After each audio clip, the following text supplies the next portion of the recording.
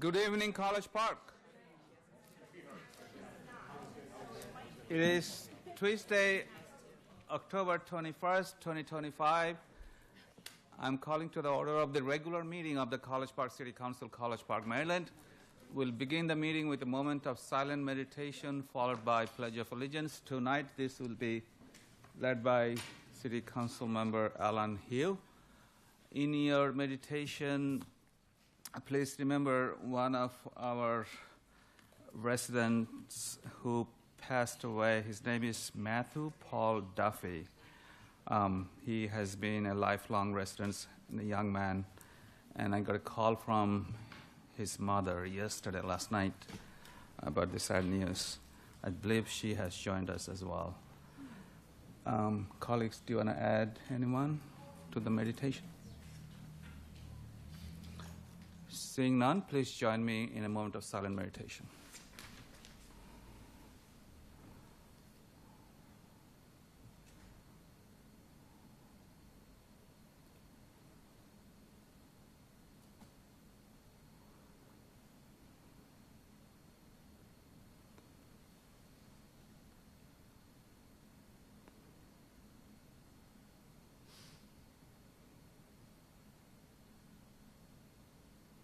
Councilmember Hill. I pledge allegiance to the flag of the United States of America and to the republic for which it stands, one nation, under God, indivisible, with liberty and justice for all. Thank you. Be seated. We'll do the roll call, starting with Councilmember Hernandez. Present. Councilmember Hill. Present. Dr. Esters. Here. Councilmember Whitney. Here. Mayor Pro Tem Mitchell said she will be joining maybe a little late via Zoom. Councilmember Mackey. Present. Councilmember Ranker. Present. Councilmember Rick. Here. We'll do the announcement in the same order, starting with Councilmember Hernandez. I'm sure the rest of my colleagues will say the same and join me, but thank you so much to all of the city staff, especially the communications team, for leading the charge to have an outstanding College Park Day. It was incredible, it was fun, and I know a lot of residents enjoyed it. That was fantastic. I want to alert everyone that this Saturday we're going to be having our fall cleanup. It's a wonderful benefit of being a College Park resident. You can bring a number of different bulk trash items to Davis Hall. You also will have this opportunity to do a document shredding. I'm sure the details will be published out by our city staff, but really excited about that. And yeah, that's it for now. Thank you, Mr. Hernandez. Let's go to Councilmember Hill. Thank you. You have something exciting, Yes, thank you very much. Sense. Yes, and I'll echo my colleagues. Congratulations to another successful College Park Day, and all the work that our staff has put into it has been the biggest and best one yet so far. We had a great time. The Hollywood Elementary will be having their trunk or treat on Thursday from 5 to 7. If you want to donate any candy or anything to it, that's when it's happening. And then this Saturday will be Good Neighbor Day from 9 to 1. There's a few projects that still need some volunteers. You can check their website to see what's still available. And let's see. I'd like to announce that the City of College Park has obtained their Sustainable Maryland Award again, silver award. Let's do another There's round no of gold. applause. It's real hard to do this. There's a lot of work that goes into getting this. Thank you. And let's see. The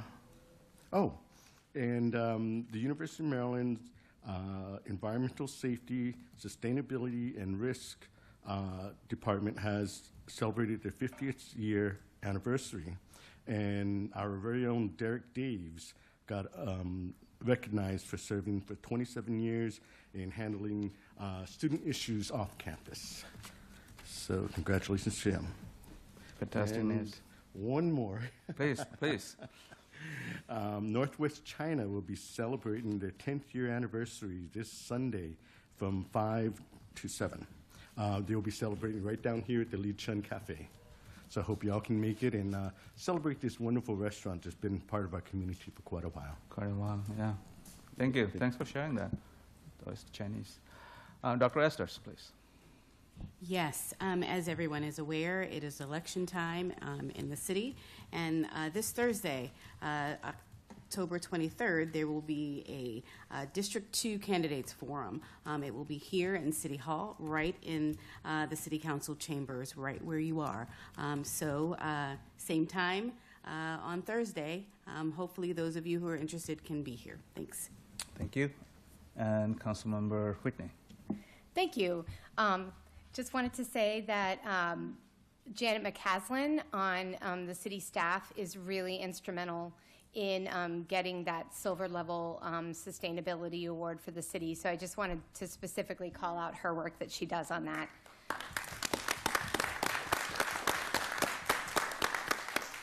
And then also on an environmental note, the leaves are turning and they're beautiful and eventually they will fall, and you don't have to rake them. You can leave the leaves, and it's good for the environment and it's easier on you, so consider that. Thank you. Thank you. Good reminder. I don't think Mayor Pro Tem has joined yet. Let's go to Councilmember Mackey. Yes, I'll give another plug for Good Neighbor Day. There is a health and wellness fair from 11 to 3 at the, please forgive me, at the Lakeland Community Center of College Park. Did I say it right? Lakewood College Park Community Center. Okay, sorry. You got all the stuff.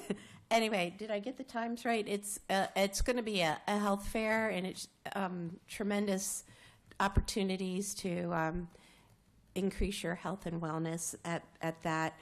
And I also echo what my colleague said, that there are some opportunities to still volunteer in other Good Neighbor Day activities. And if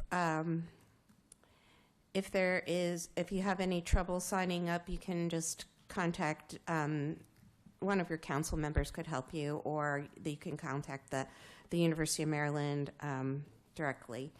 And lastly, the College Park Woods Neighborhood Watch Team is having a meet and greet on Sunday at the College Park Woods Park from 3:30 to 5, and it's an opportunity for us to meet any new residents, especially students that have come to live in our community, and just talk to each other and just push safety issues, and it's just a really good time of fellowship and enjoying each other. So I hope a lot of College Park Woods people will come. Thank you. Thank you. I plan to join as well. Thank you. Councilmember Anker. Well, being this far down, I just want to echo everybody's great announcements. That's it for me. Thank you. Councilmember Rigg. Pass. Thank you. Let's go to our student liaison, starting with Mr. Dave Spiro. Thank you, Mr. Mayor. Couple things that we were involved with over the past week.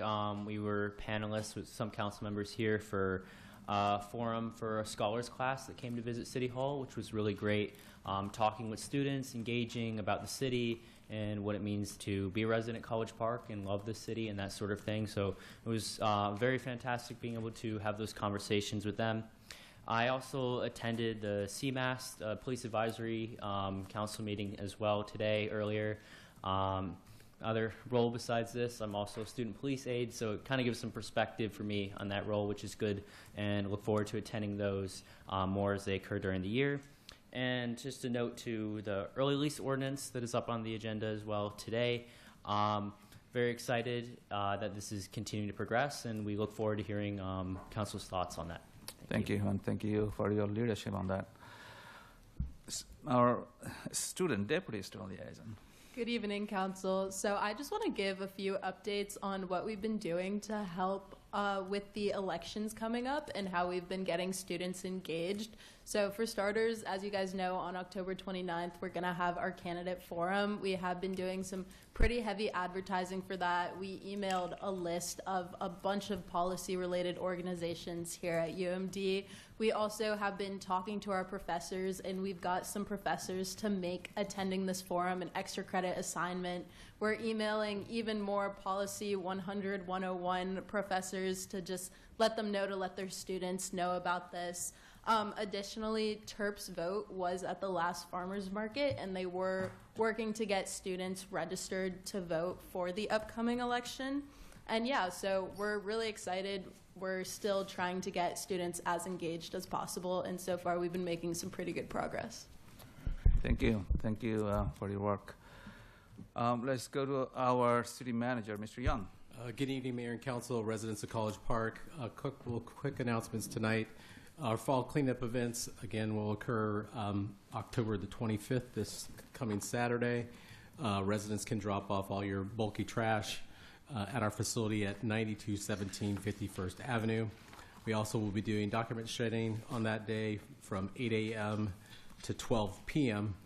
If you need additional information, you can find that on our city website or by calling DPW at 240-487-3590. Also want to give a special thanks for College Park Day to University of Maryland Police Department and Prince George's County Police Department. They did an outstanding job, along with our College Park Fire Department, who spent all day out there with us as well. So, as well as our city staff from all of our departments that have to contribute to make this successful event. Just want to say thank you to all of them for their efforts. And again, we had a very good, successful outing. Also, like to announce that the Government Finance Officers Association of the United States and Canada has awarded the Certificate of Achievement for Excellence in Financial Reporting to the City of College Park for its annual financial report. For fiscal year ended June 30th, 2024. Usually run about a year behind, but that's a great achievement. I forget how many years we've gotten in a row now, but it's Never. 40?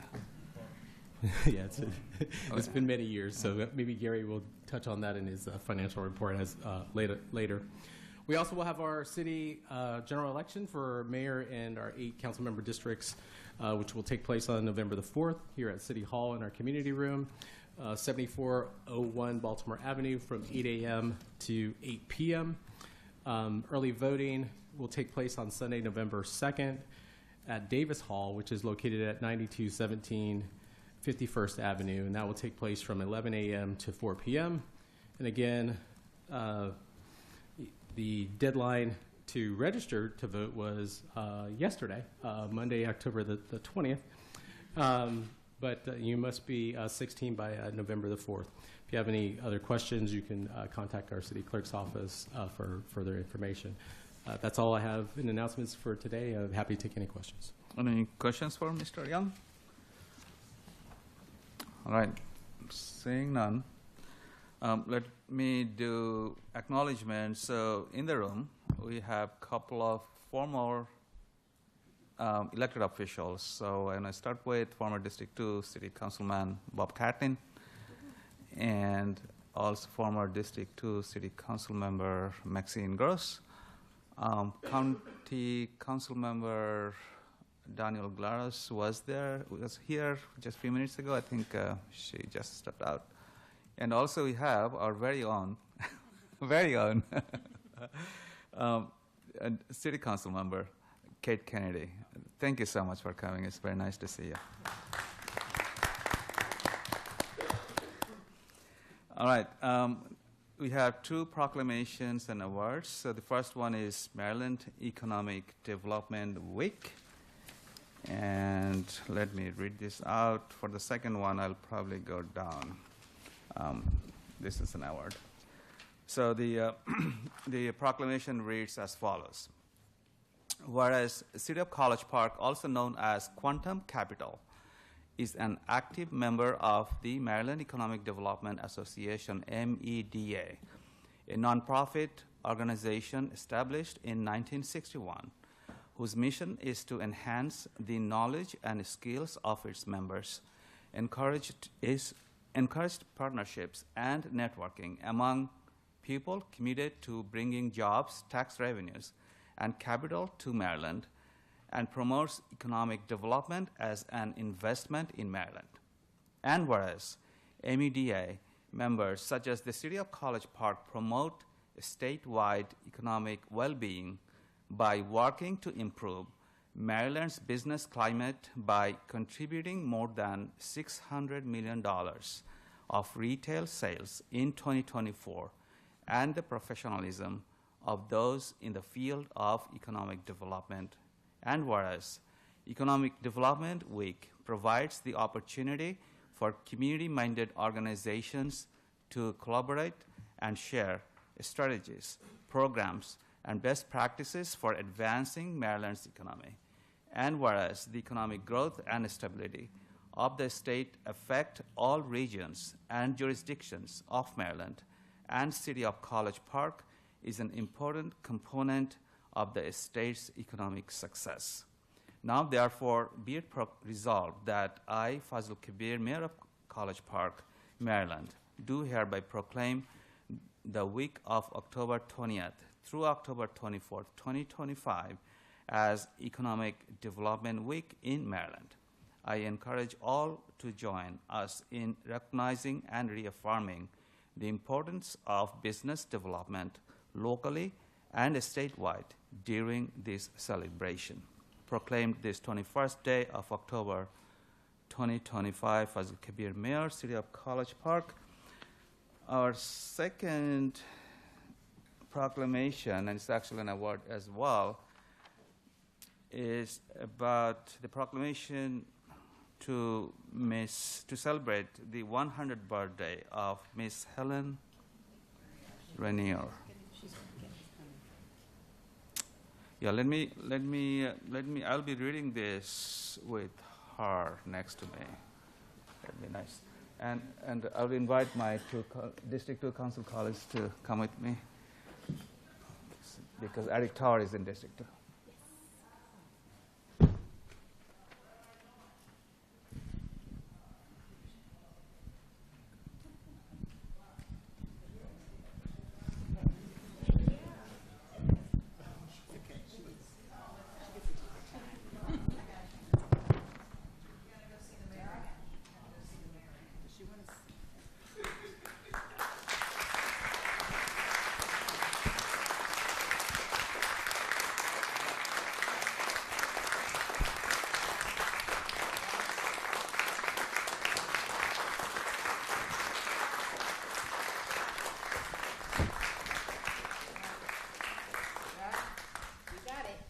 Got it. So just turn around. Huh?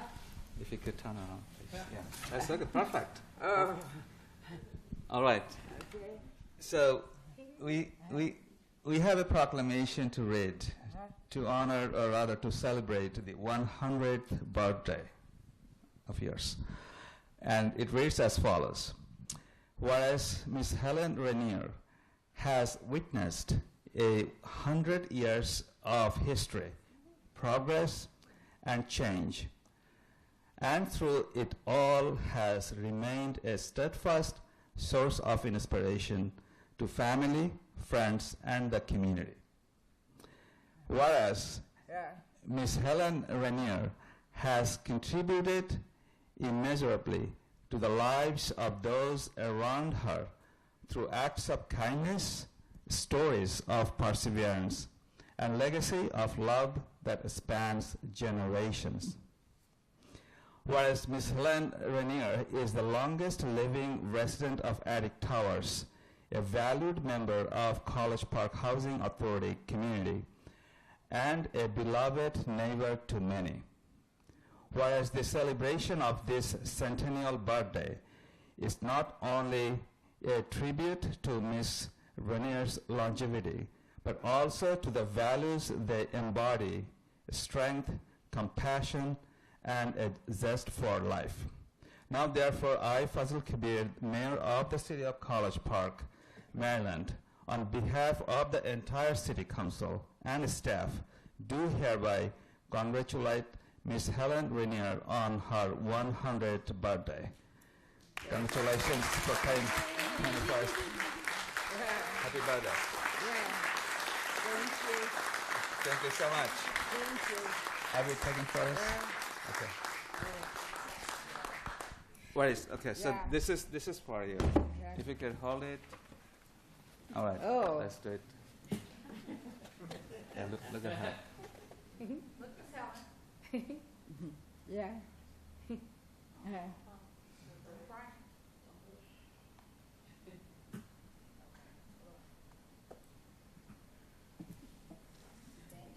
Thank you so much. Congratulations again. Okay, thank you. Thank you. Thank you. Okay? Yeah, I got you. Yeah. Okay. Yeah. Her Uber waits. Is that you?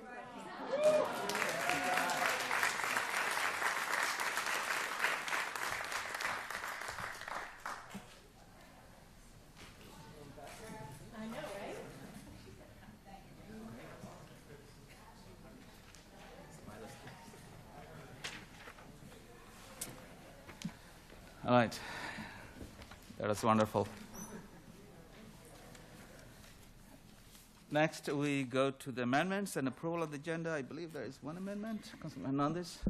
Yes, I'd like to remove item 25G 106, authorizing the mayor to request that MNC PPC proceed with engineering and design of a pedestrian bridge crossing of the northeast branch at or near location 2 as indicated in the October 7th, 2025 MNC PPC presentation. We can move it to action items. It doesn't matter where. Thank you. This does not need a vote. So 25G 106 will be action items. Do you have any preference where this can be discussed at the beginning? Is No fine? preference. I defer to the mayor. You don't have? Okay. We'll go. Yeah. No, there's. There are three of them, so this can be first one if there's no objection. All right. Any other amendment to the agenda? Seeing none, I'll entertain a motion to approve the agenda as amended. I move to approve the agenda as amended. Second. All in favor, say aye. Aye. Any opposed, any abstention? The agenda has been approved. Now is the time for public comments on consent agenda and non-agenda items. You have 3 minutes. Please come forward to the podium and state your name and if you're a resident of College Park for the record.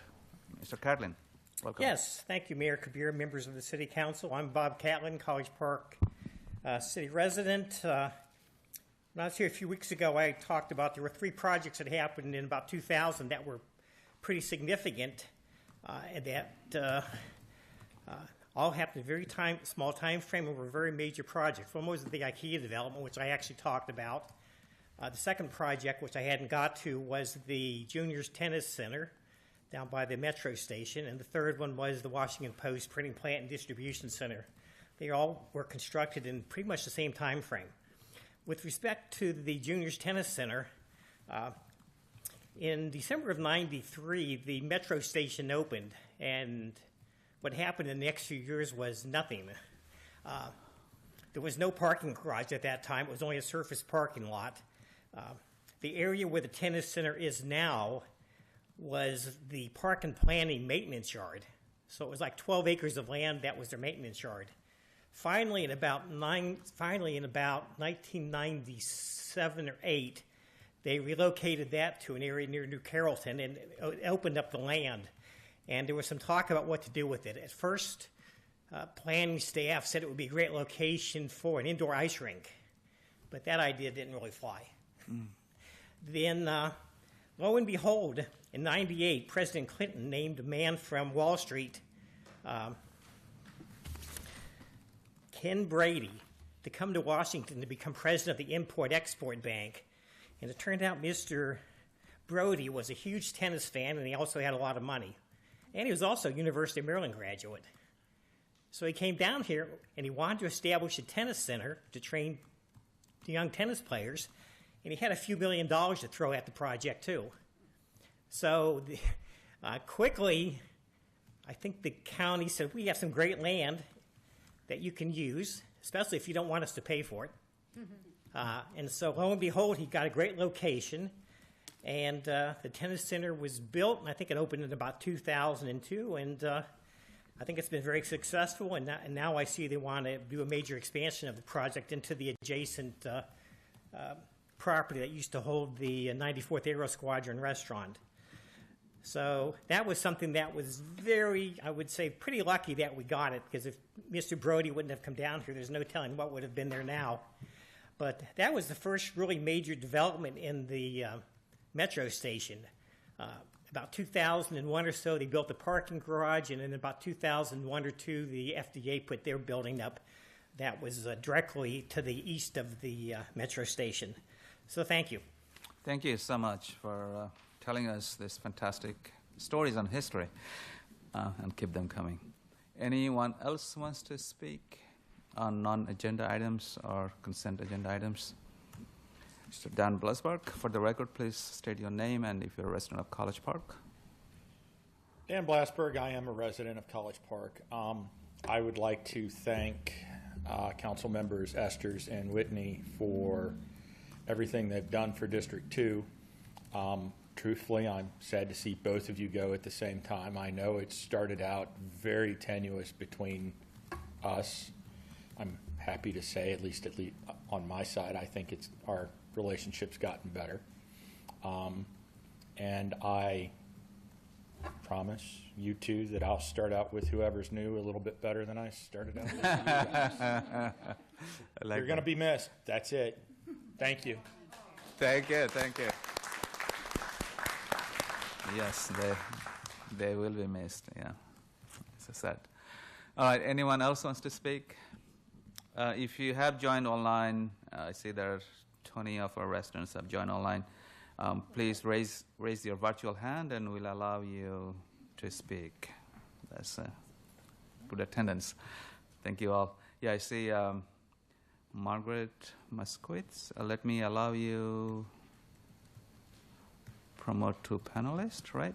Is that right? Please unmute yourself.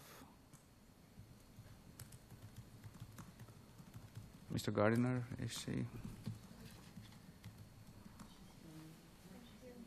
Thank you, Mr. Mayor. Yes, please. I just wanted to tell you, last time I was here, I had asked you all if you would please look at the administrative processes when residents file complaints with the city offices and how they're being handled, and if the process was fair to the parties. I spoke from a personal advantage, and I wanted to come back to thank you all. I wanted to give an extra special thanks to my council members, Councilmember Brown and Whitney, and also District 1 Councilmember Hernandez for wanting to assist me, and our District 2 council members for hearing me during their, actually, the campaigning for the District 2 council member candidates, also for hearing me during their campaign canvassing. And even more so, I wanted to give a special thanks to our city manager, Kenny Young, who called me and spoke to me at length and contacted the director of parking and code enforcement and animal control, Mr. Kakar, who also spoke with me at length. He and the new addition to the contract police spoke to me after the last safety meeting.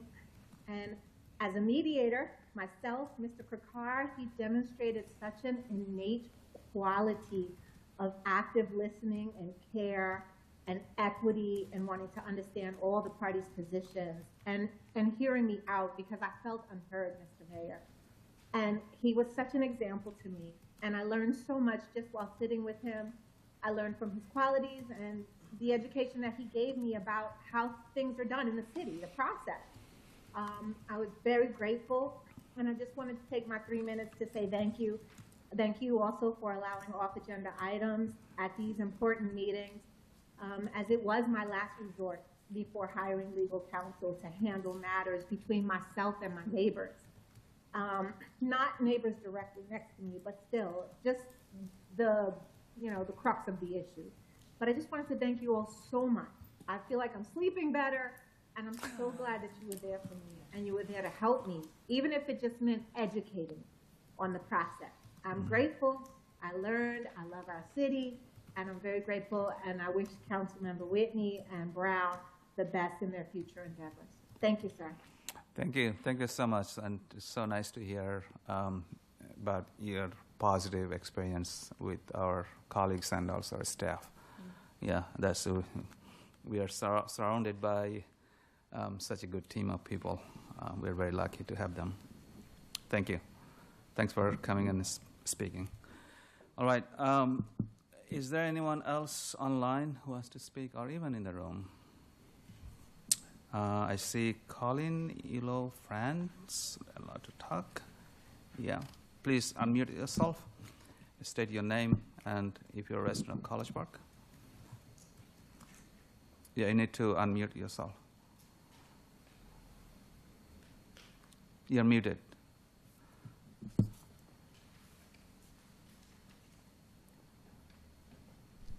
Could you please unmute yourself?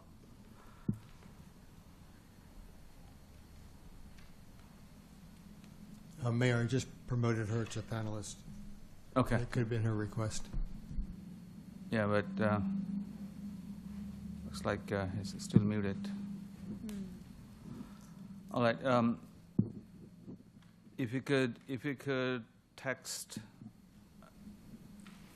your comments in the chat, we can actually read that as well.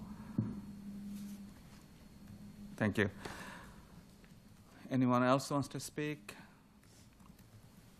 Seeing none, we are also joined by Mayor Pro Tem Mitchell. Thank you, Mayor Pro Tem, for joining. All right. Seeing none, let's go and approve the consent agenda. We have 2 agenda items, and those are, let me read them out, then I will entertain a motion. The first one is 25G 104, which is award of contract to Compost Crew LLC for maximum amount of $115,000 for a term of 2 years with 2 additional 1-year consecutive terms at the option of the city and the subject to the approval of the city attorney. And the second and last one is 25G 107, award of contract to Avia Inc. for a term of 5 years, subject to the approval of the city attorney. I'll entertain a motion. I move to adopt the consent agenda. Second.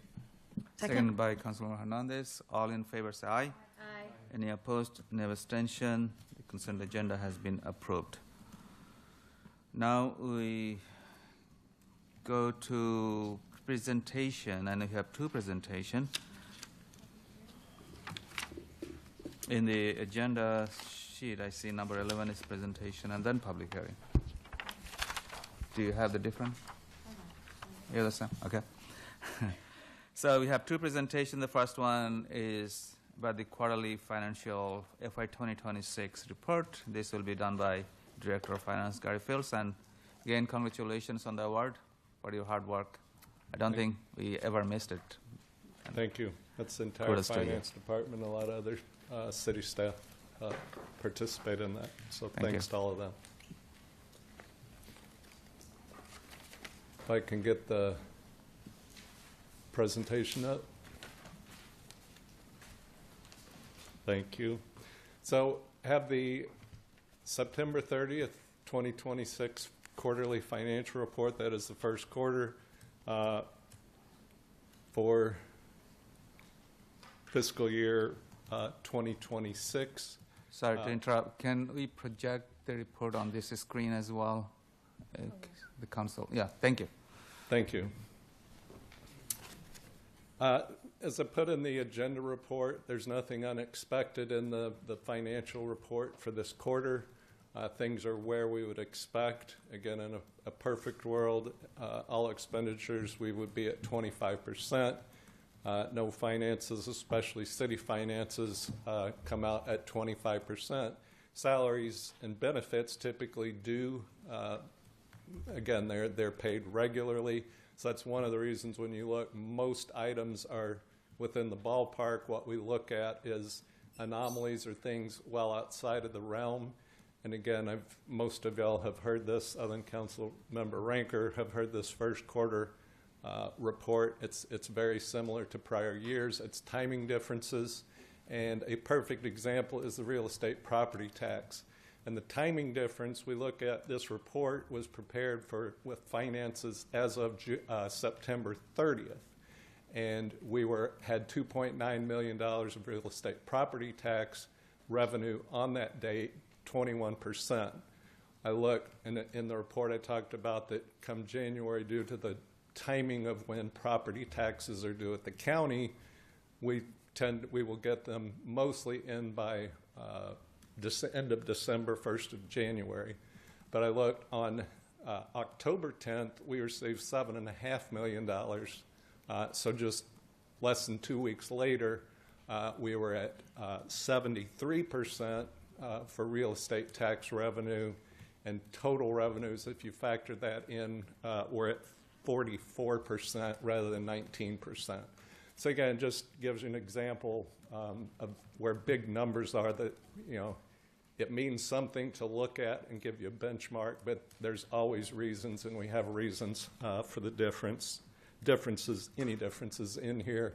The state revenues, income tax, amusement tax, highway user tax, hotel motel tax, again, very consistent with prior years. You look back over here, we get no admissions and amusement tax in the first quarter. We do fully expect to have the full amount come the end of the fiscal year. Same with hotel and motel tax. Just a graphic representation of the revenues. If you look at 25%, the average out, not too far off of that. On the expense side, big pictures in the departments, again, closer for the most part to that 25% mark.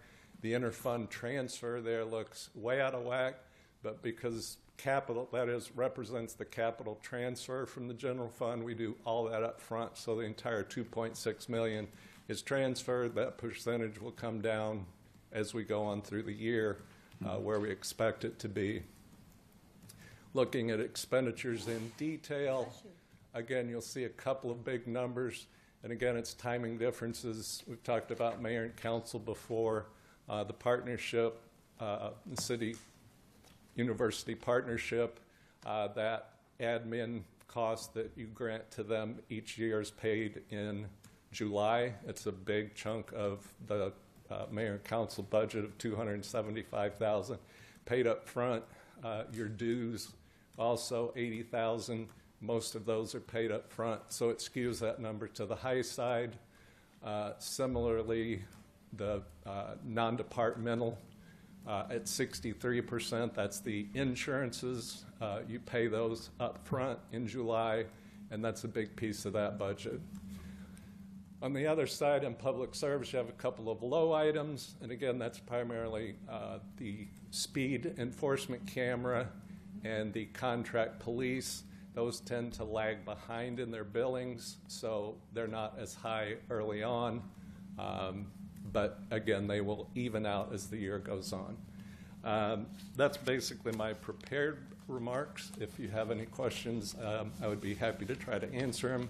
And I would be remiss if I didn't thank our new finance director to be Mr. Olive for preparing the spreadsheets. So he's already jumped in and helping out. It's very good to know. Very good to know. Thank you. Any questions? Ms. Whitney. Thank you. On the summary of revenues, you have income tax listed at 17%. And I just wondered if we anticipate an impact on income tax, given the government shutdown, layoffs, et cetera. Is the 17% reflective of delays, timing issues, or are there other factors at work there? I don't think it's at this point. We're not far enough into a shutdown. It hasn't. I don't believe that has any impact on this.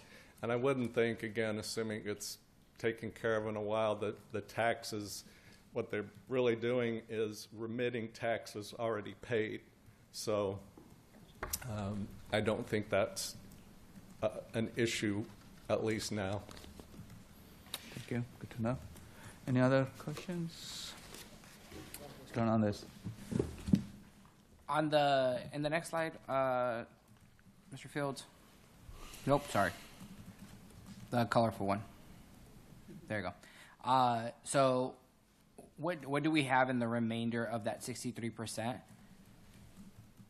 I know a large portion of that is the $275,000 that we give to the partnership, but like, what's the remainder 40%?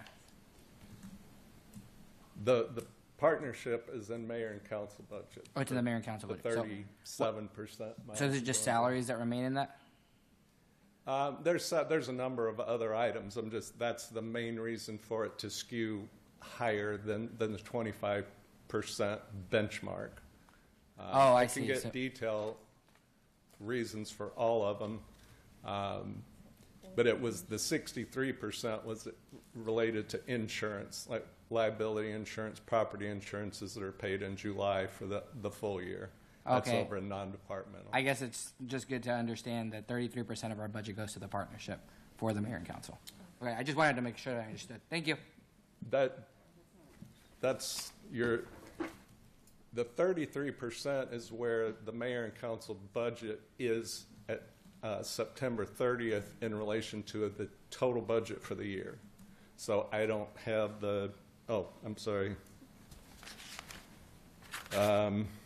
I don't have the action. I believe the mayor and council budget is somewhere around a million, 1.1 million total for the year. That transfer, the grant for the partnerships, admin contribution is $275,000.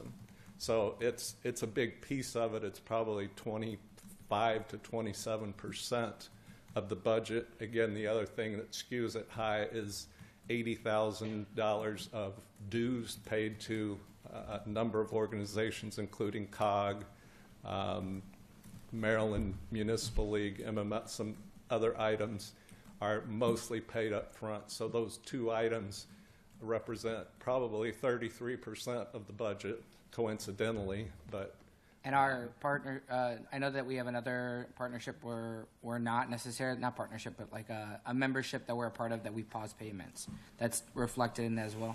that if it's COG you're talking about, we've paid those. We pay those in July. Okay, I'll take it offline. Thanks. Okay. Thank you. I think this 33% is the 33% of the allocated budget for mayor and council has been spent. It's not the 30%, 3% of the total budget.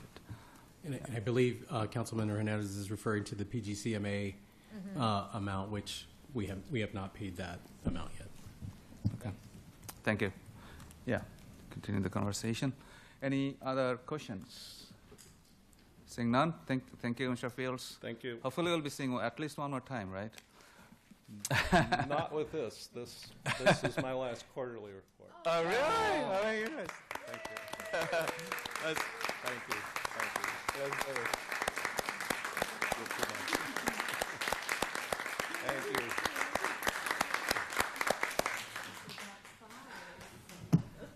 Thank you so much for taking care of our dollars and cents. You have done a fantastic job. Yeah, we'll see you next time. All right, we have the second presentation, and this will be the Community Preservation Trust presentation on 5021 Lakeland Road. And I see former council member Kate Kennedy. I'm going to start us off. Please. I have to say, before Gary walks out the room, Gary was my first meeting when I came on as a council member, and it was supposed to be 30 minutes. It was 3 hours in his office going over the budget, and I'm so grateful for everything he's done. He's so brilliant, so thank you for everything you've done for the city, Gary. And you're a hard act to follow. This is not our presentation, so I'm going to assume I know. Oh, I just make this do this. Oh, there we go. Look, we're there. Okay. Hi.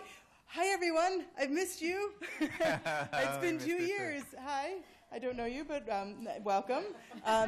Councilmember Ranker, congratulations. Good to see you. I haven't had a chance to say hello, but thank you.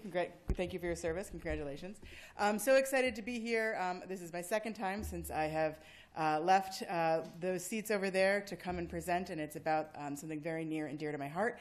And I'm so excited about this conversation tonight because when we first envisioned the trust, the housing trust, the Affordable Housing Trust, and that's what I'm here to talk about, we talked about partnerships with other organizations like Habitat for Humanity and other groups to come in and really leverage the work we were already doing. And tonight, that's what we're going to talk about. This is an incredible partnership between the city, the trust, and Habitat for Humanity, as well as the university and and Lakeland Association. Incredible folks at the Lakeland Association as well.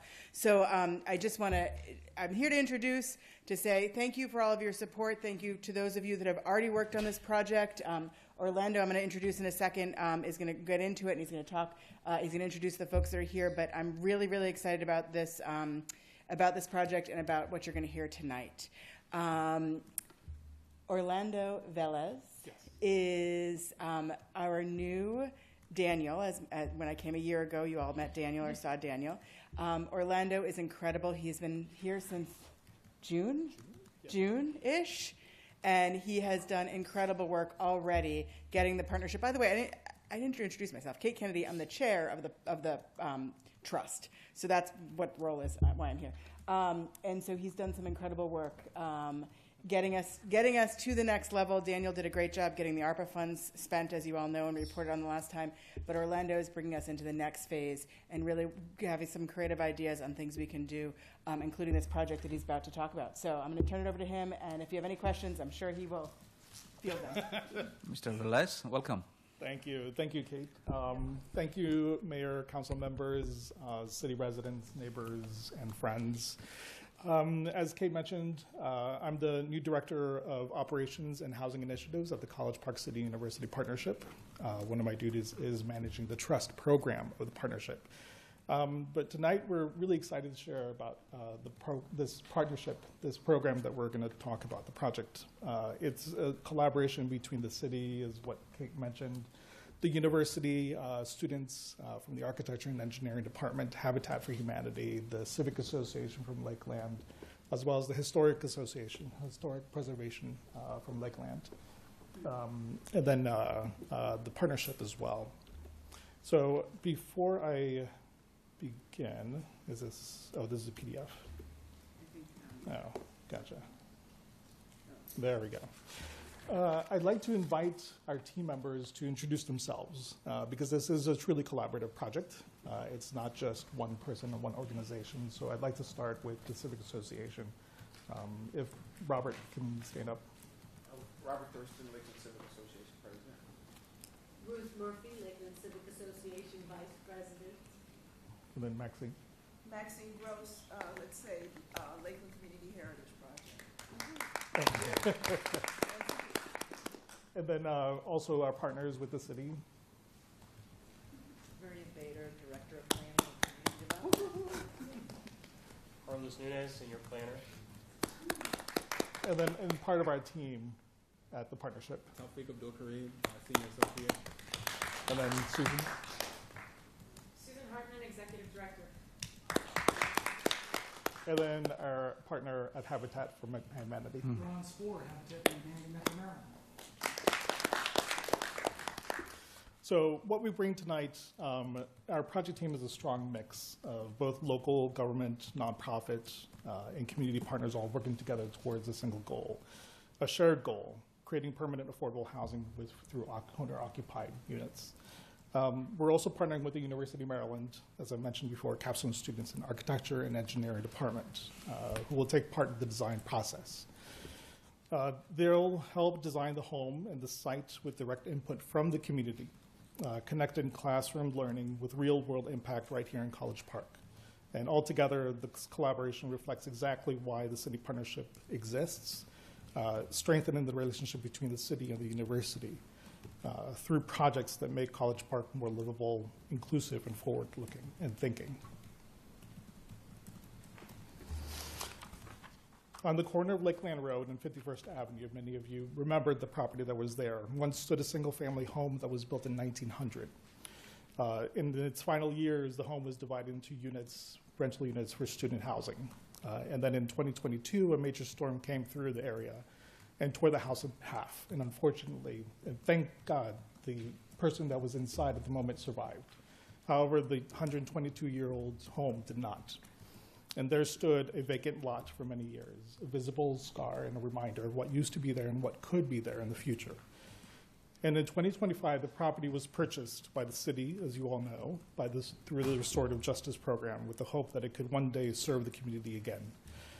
And today, that vision is what we bring today, is what we bring here. The project brings the site back to life as a new permanent, affordable, owner-occupied project. And here's how we envision this to work. The city-owned vacant land to be sold to the Community Preservation Trust. The proceeds of that sale then go back to Habitat as a grant for construction, if possible. The trust will sell the rights to build on the land to Habitat for Humanity, which is allowed under our program. The land itself will remain in the trust in perpetuity, protecting the long-term covenant that keeps it affordable and owner-occupied for 99 years. Now, what makes this a really unique project is the plan to involve the University of Maryland capstone students.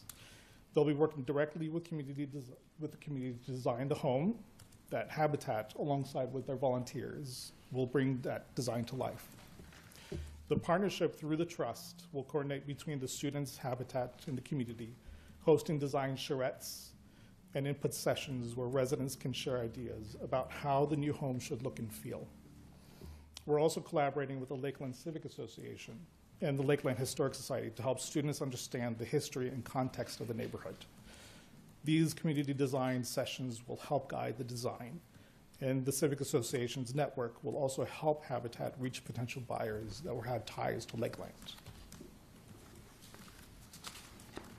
The project design is really deeply rooted in community development and community engagement, a true collaboration where students learn and partners work together to design a home shaped by the people who know the community the best. The partnership will coordinate everyone to bring together and develop a shared vision for the home's design and purpose.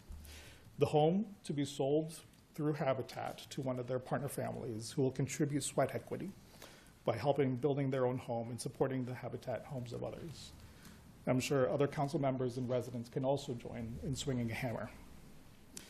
The home buyer will also benefit from the Habitat 0% interest mortgage, making monthly payments more affordable, deepening the reach to families who might not be able to afford our community and our market. And because the home was developed on land owned by the trust agreement, the 99-year covenant, will stay with the land, ensuring that each future buyer meets income requirements and lives in the home as their permanent residence. This keeps the home affordable and owner-occupied in perpetuity. This project has really great potential in our community, and it shows how we could bring together key partners, the city, Habitat, the partnership, and Lakeland Civic Association, and the university, to make sure affordable homeownership lasts here in College Park. And we're transforming a large vacant lot into an owner-occupied home for a family who might not otherwise have this opportunity. And more importantly, it's a replicable model, a model that we're looking at as a proof of concept for how we can contribute to reuse vacant or blighted land throughout our city, and to expand homeownership and preserve affordability for the long term. It's a small project, but I believe it has a big message. When we work together, we can make affordability more permanent and strengthen the fabric of our community. So tonight,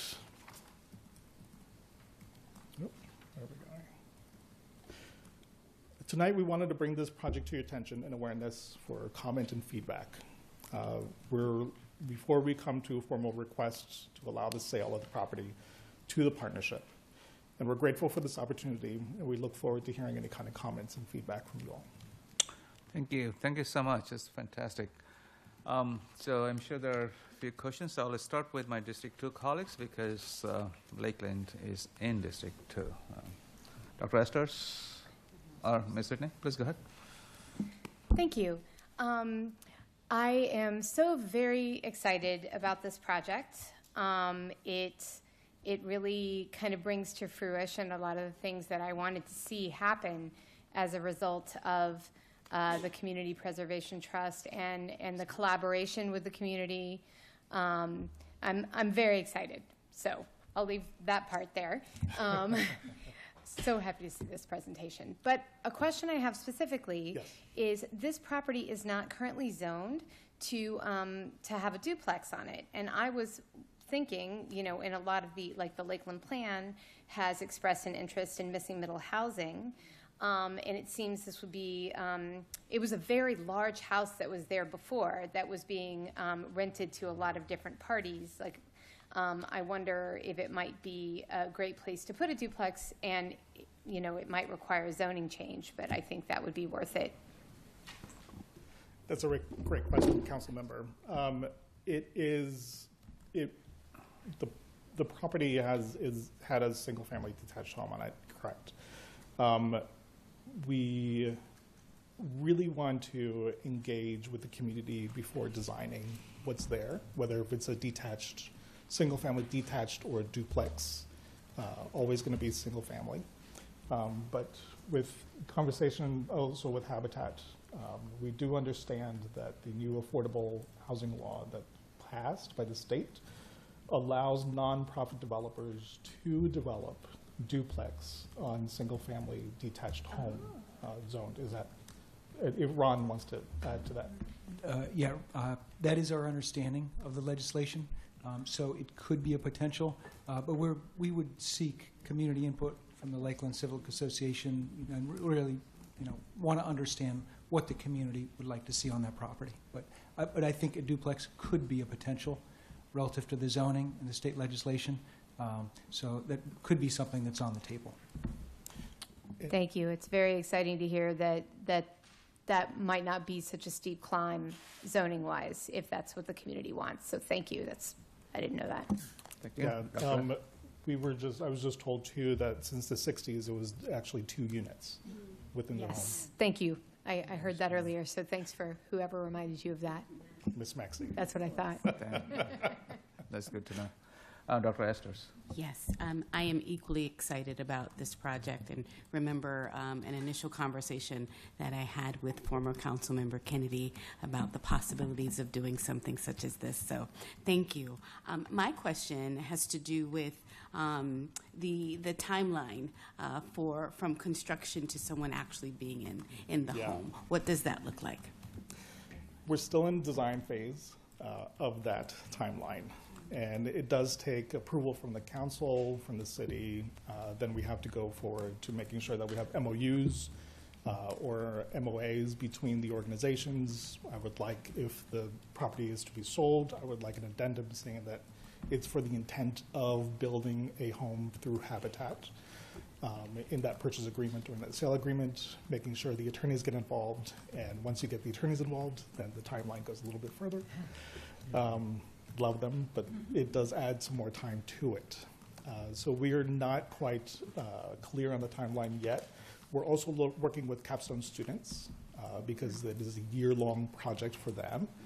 So we're just engaging now with the architecture department as well as the civil engineer department, and then they'll start on for this semester and next semester.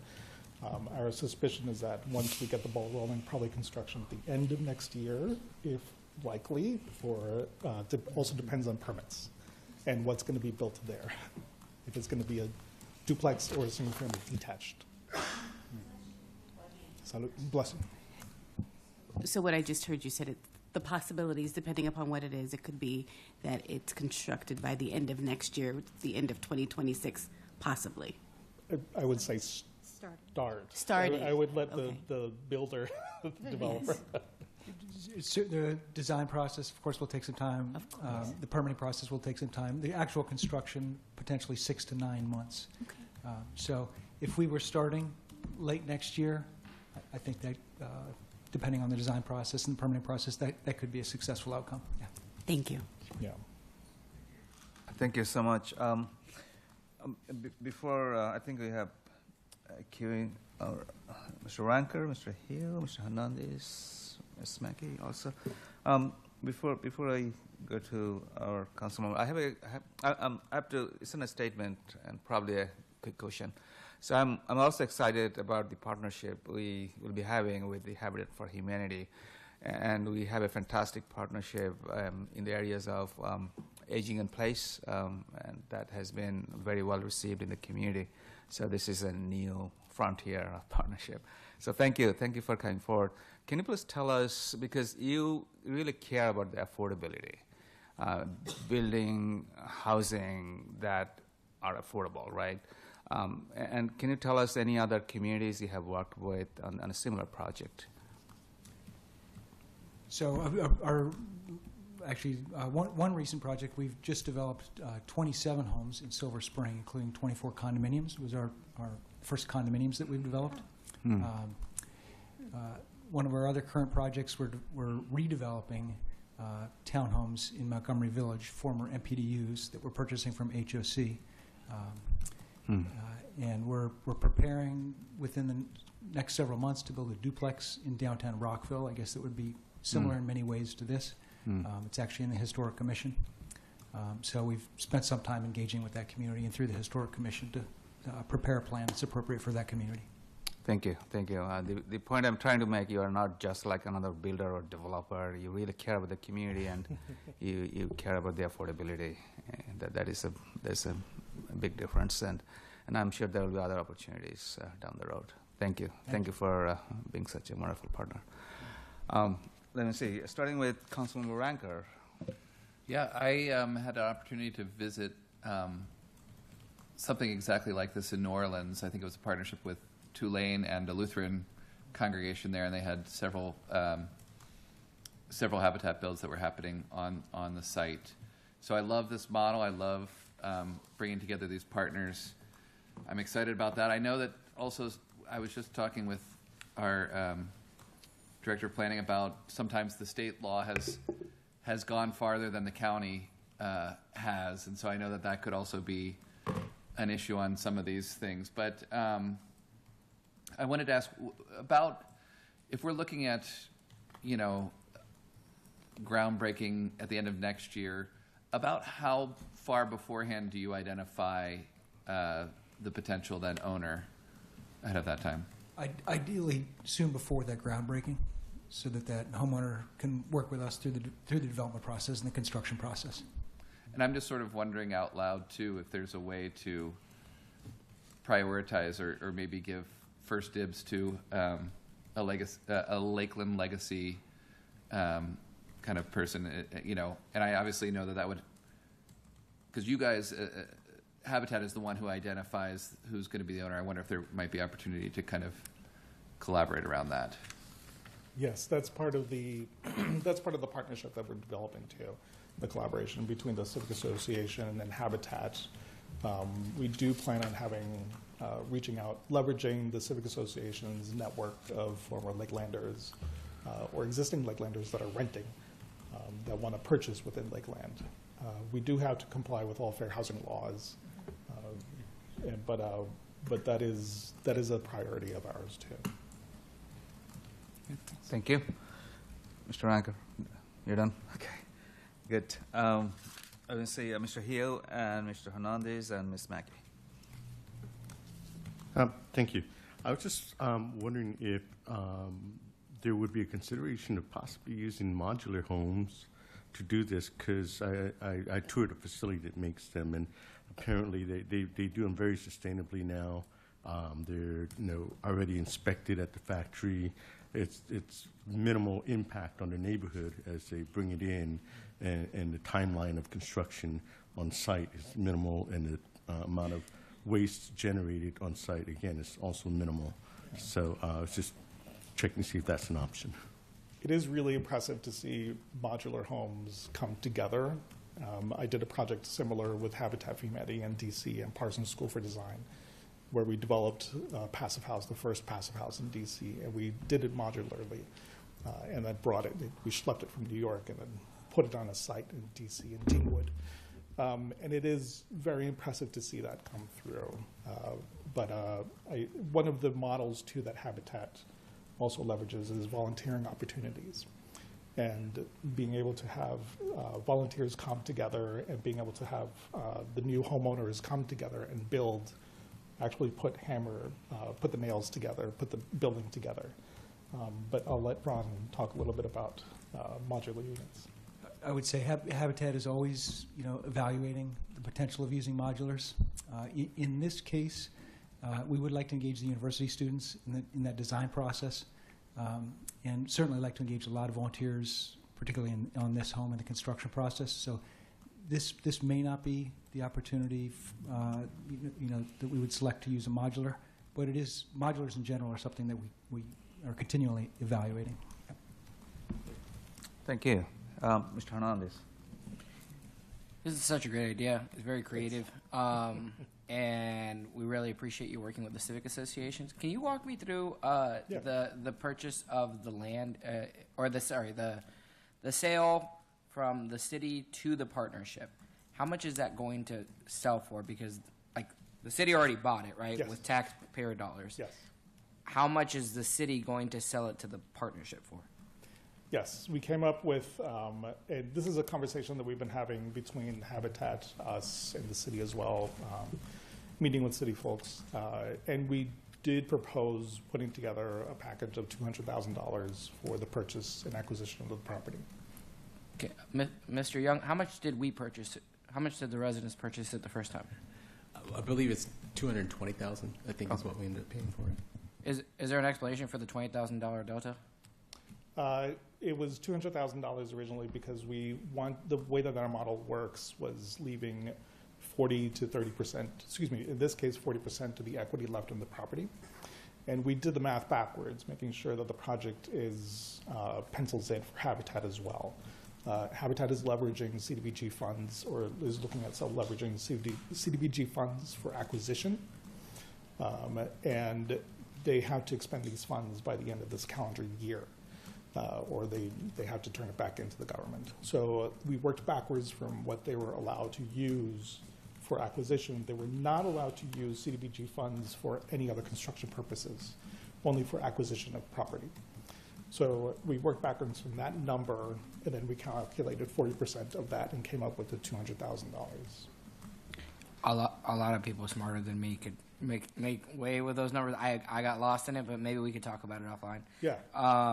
Yeah. I'll just send. I mean, you probably have some sort of data for it. I'm just a little bit curious as to where our money is going. Right. So we're putting money into the partnership and the trust. Sorry, this is for the trust. So we're putting some money trickles down to the trust. Yeah. So now are we just double purchasing it? I'm sure that that's not the case. I'm sure we've thought about it, but I'm hopeful that in the future, when there is a property that maybe we can both benefit prior to, we can make it a joint venture so that we can avoid this additional step, right? Because you all, as a trust, purchase different properties all around the city. Correct. This particular property, the city, I guess, purchased it first? Yes. Okay, so in the future, I mean, especially in the Lakeland area, as we're trying to figure out what some of the implementation process of the recommendations provided to us by the Civic Association, we should probably be a little bit more linked up with that, and I'm sure that we can work a little bit better on that and find a way for us not just to avoid that additional transaction. Okay. Okay. When it does get to building, I would hope, just as input from, I know it's a year from now, that you guys would break ground. A hope to try to hire locally. I know that there's different contractors around the county. Would really appreciate trying to take a look at hiring locally within the city. Thank you. Thank you. Thank you. That's a good comment. Dr. Esters, is it along the same line? Okay. My question is related. Mr. Velez, can you tell us if the Preservation Trust has bought land prior to this land? Because previously, it's my understanding, you've been buying homes. Is that correct? Yeah, that's a very good point. This is a new venture also for the trust. This is a project that I am looking to expand and see how the trust can grow. Looking across, and we are already looked at other properties too across the city that are blighted properties or vacant properties. But the way, since Habitat is planning to use CDBG funds for the acquisition of the land, of the property, the improvements, under the federal code in CDBG, they can build on a property that already has a structure. And technically right now, there is a structure. There's the foundation. So that's the technicality that we're going to rely you could build on that and use CDBG funds for that. So there's, in a way, there are already improvements on there. It's just not livable improvements, and the trust agreement does not state out that they have to be livable improvements, I believe.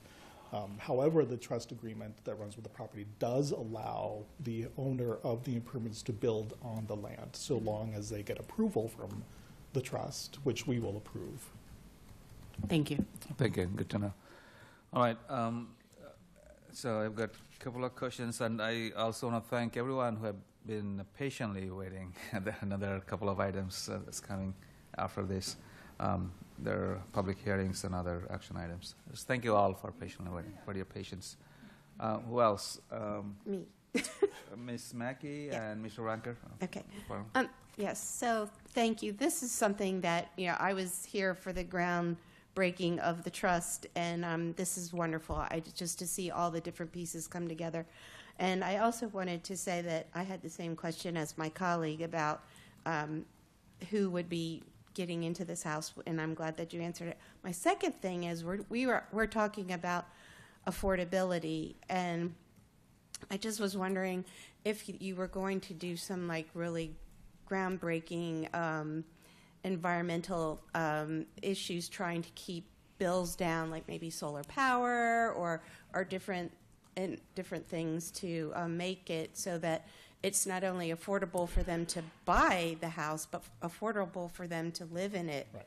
So that was just my question. I love where you're thinking on this, and it's very true. Utilities right now are just increasing constantly. That is a conversation that we were having, and it's something that the previous project that I was running with Habitat and with Parsons School for Design was a passive house, which means that it was a very airtight structure. So it decreased the electrical loads for heating and cooling by about 80 to 90%. And then we put solar panels on there, and it became a site net zero house.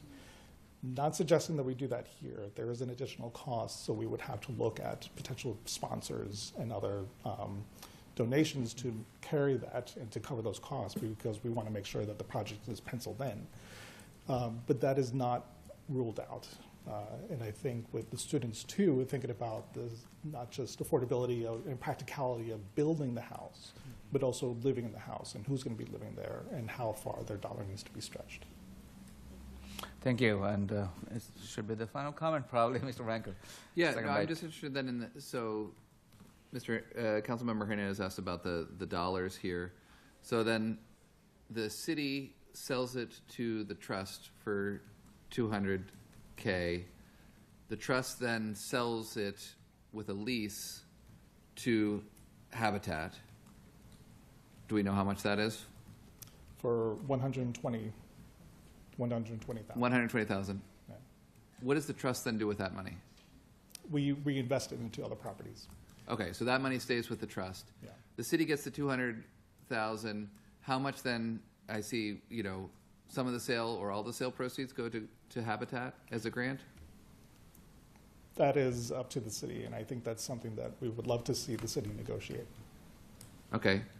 Do we have any idea about how much? Well, I mean, we can get into that kind of stuff later. Okay. Great. Oh, thank you. But these are good questions.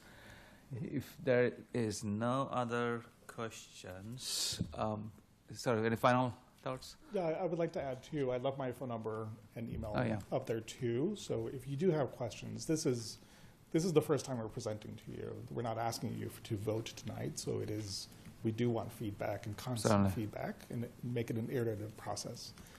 Certainly, we know how to reach you.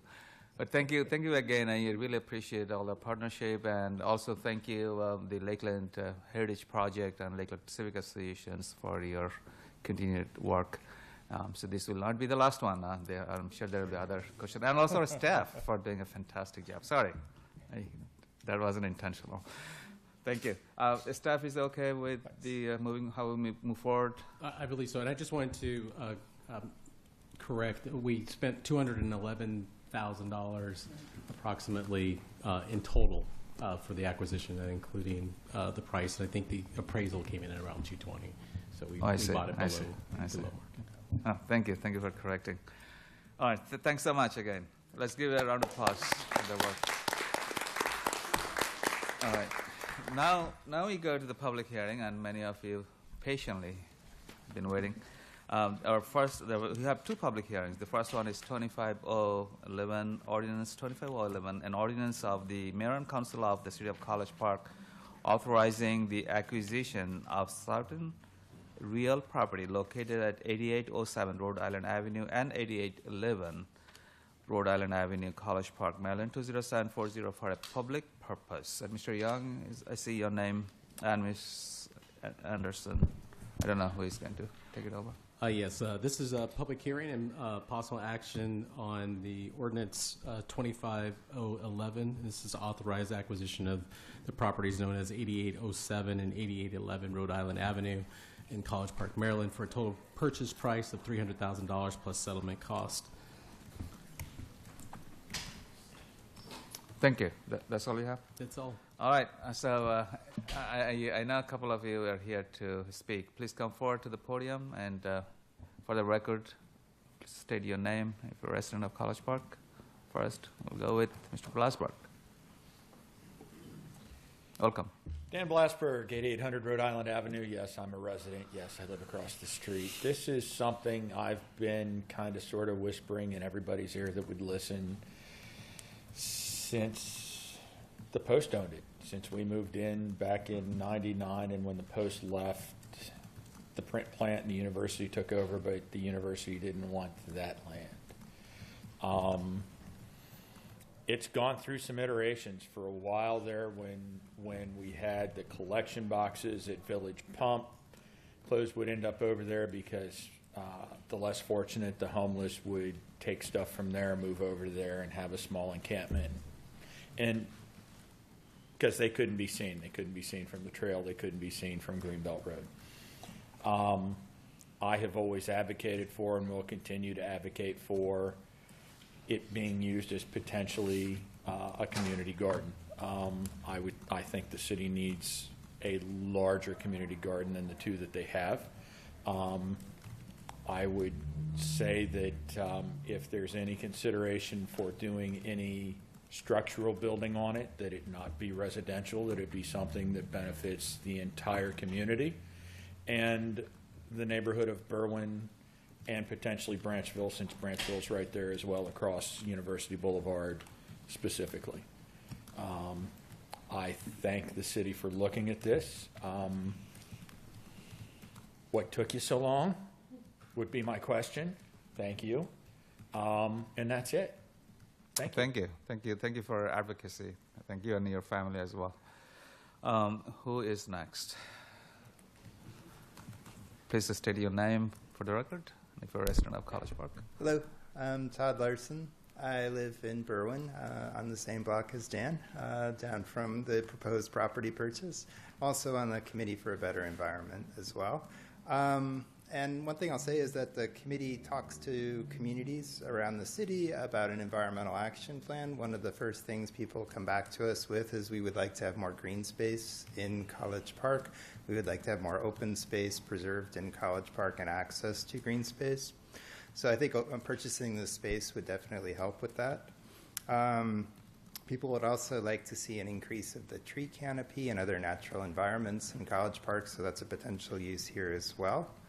It's been great to see the city purchasing open space throughout the city and then asking residents in the community their preference for using that space, and I hope that's continued here. And those spaces do enhance the livability of the city for everybody. I think this purchase would be a worthy addition. It is adjacent to the current permaculture garden, so that's a nice feature of it. It could be a natural space, and as Dan just mentioned, it could also be a community garden, and that would be a very large community garden space. Perhaps some of the food could be donated that's excess, that's grown. It would be helpful to have a water supply to the space if it is turned into a community garden, because currently there's no way to actually water things there, and I know that would be an additional expense. But I do hope, that we hear from the local community if this purchase goes through and find out what people would really like to see this property used for. Thank you. Thank you. And thank you also for sending the letter from behalf of CBA, Community for a Better Environment. You guys do a fantastic job. All right, who else wants to speak? Is there anyone online? Well, please come forward. Please state your name for the record. Hi, Alec Lind, also a resident of Berwyn. I live a little bit further away from the property, but very familiar with it through the work that we've done with the BDCA on the permaculture garden and all the cleanup projects that we sponsor there. In full support of the acquisition of these two properties, when I was on CBE a few years ago and the properties were sold, we, I think, had gone to the city and tried to see if we could buy it then. I don't think it worked out. There were timing issues. But I'm glad that it's happening now. I think it's a really good strategic acquisition, creates opportunities to add to our existing green space in the neighborhood. Specifically, the Roanoke Pocket Park is kind of anchored on the other end of that open kind of sewage spillway, but there's things there that I think we could do to connect those two spaces potentially in the long run. So I think that's an exciting potential opportunity for this space, and just overall looking forward to assisting the city and the council in figuring out what to do with it, continuing to work with the neighborhood on these improvements, and thank you.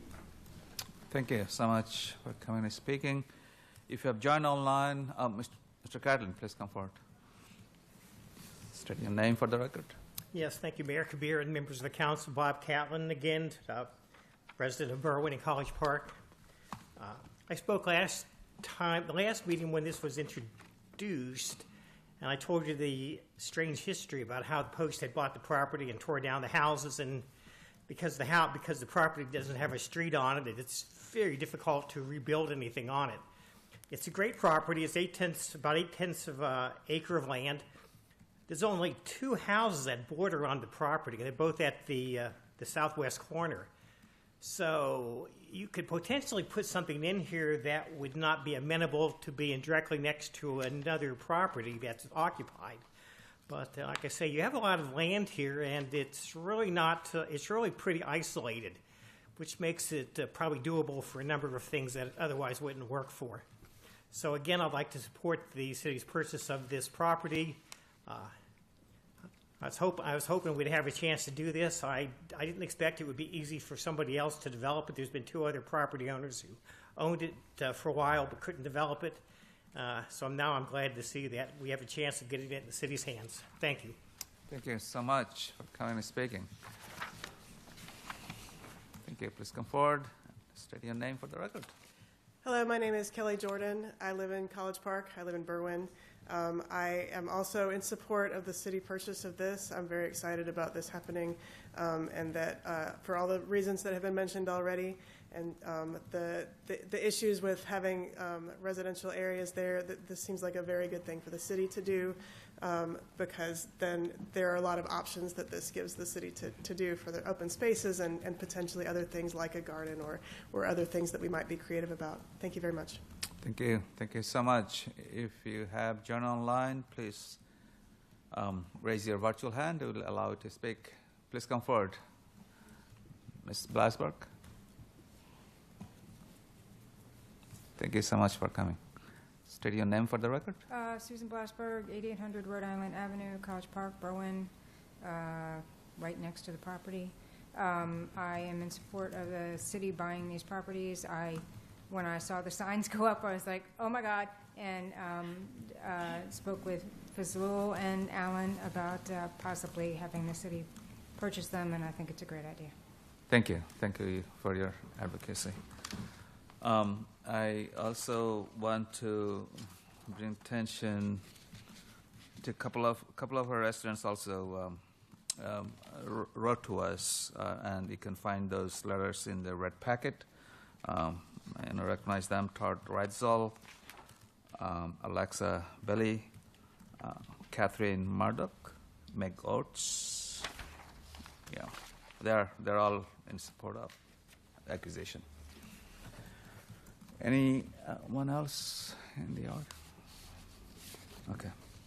Seeing none, I declare that public hearing has been held. All right. So this is also could have possible action. So council may wish to make a motion, right? Okay. To obtain a motion. Yes, I move to introduce. Wait, nope, wrong one. I move to adopt ordinance 25011 to authorize the acquisition of certain real property located at 8807 and 8811 Rhode Island Avenue, College Park, Maryland 20740 for a total amount of $300,000 plus settlement costs for a public purpose. Second. Second, thank you. So this is an introduction. We are not going to. Oh, this is an action item, right? Yes. Okay, possible action. We are not going to go to the audience to get more input because we had the public hearing.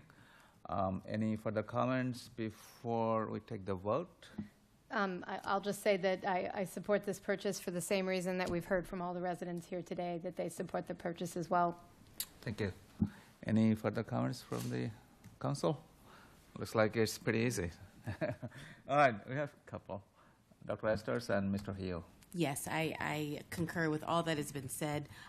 When there was an opportunity that was seen, we tried to strike while the iron was hot. So looking forward to this.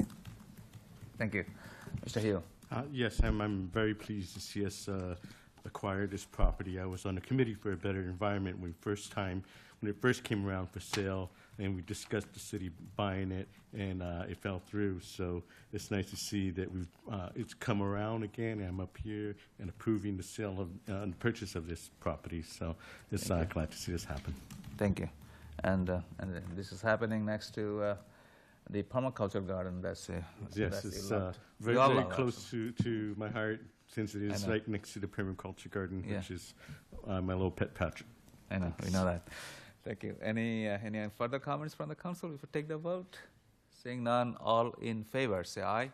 Aye. Any opposed? Any abstention? The motion has been approved. 8-0. Right. All right. So we have the second public hearing, which is something different. Permit parking on Delaware Street between 48th Place and 49th Avenue, and this will be taken by our parking enforcement manager, Mr. Miller, and the agenda item is 25G105. Mr. Miller, welcome. Good evening. Thank you, Mr. Mayor and members of council. This evening we have before us a petition from residents that was submitted to the city on August 29th requesting permit restricted parking on the 4800 block of Delaware Street between the intersections with 48th Place and 49th Avenue. This is approximately 3 blocks to the east of the development known as the Flats, which is situated on Baltimore Avenue between Cherokee Street and Delaware Street. The residents had submitted the petition initially because of the influx of a lot of non-resident parking, primarily the construction workers. Now we're seeing a diminishing of workers and more residents moving into the flats, which may or may not present issues down the road. We don't know. It's time will tell. But essentially, because of the issues at hand, the residents had petitioned the city to have permit parking put in place. And under chapters 151-1 and 151-2, they met all the requirements outlined in the city code. And 66.6% of the residents in the affected area, proposed affected area, did sign the petition. They are requesting permit parking, if approved by council, to be enforced daily, 7 days a week, 24 hours a day, with the understanding that even at full capacity, we do not actually enforce 24/7, but we could be working extended hours if need be. Thank you. Thank you. Any question from Mr. Hernandez? Mr. Miller, I understand that from some of the residents that had put in the petition that there may be a desire for it not to be 24 hours. I know, so this is an administrative question. We've gone through this whole process. Is it possible for them, should they want to, or for us to be able to change the timeline? Certainly. The council, on the vote, if council moves forward with this, you have the authority to set all the parameters. You can change the parameters. This is just a request through petition. You can change those parameters for days and hours of enforcement. you can change the parameters for the number of permits allocated per property address. I know we had that conversation at a work session discussion back in August, and that will be coming back up next month as well. But all those things are debatable, and council has the final decision on that. Happy to hear from my colleagues. I just want to make sure that that was asked from an administrative perspective. Thank you. Absolutely. Okay, so this is the question time, and then we'll have a discussion among us when we go for action items after public hearing on this item. Any other question? Mr. Ranker?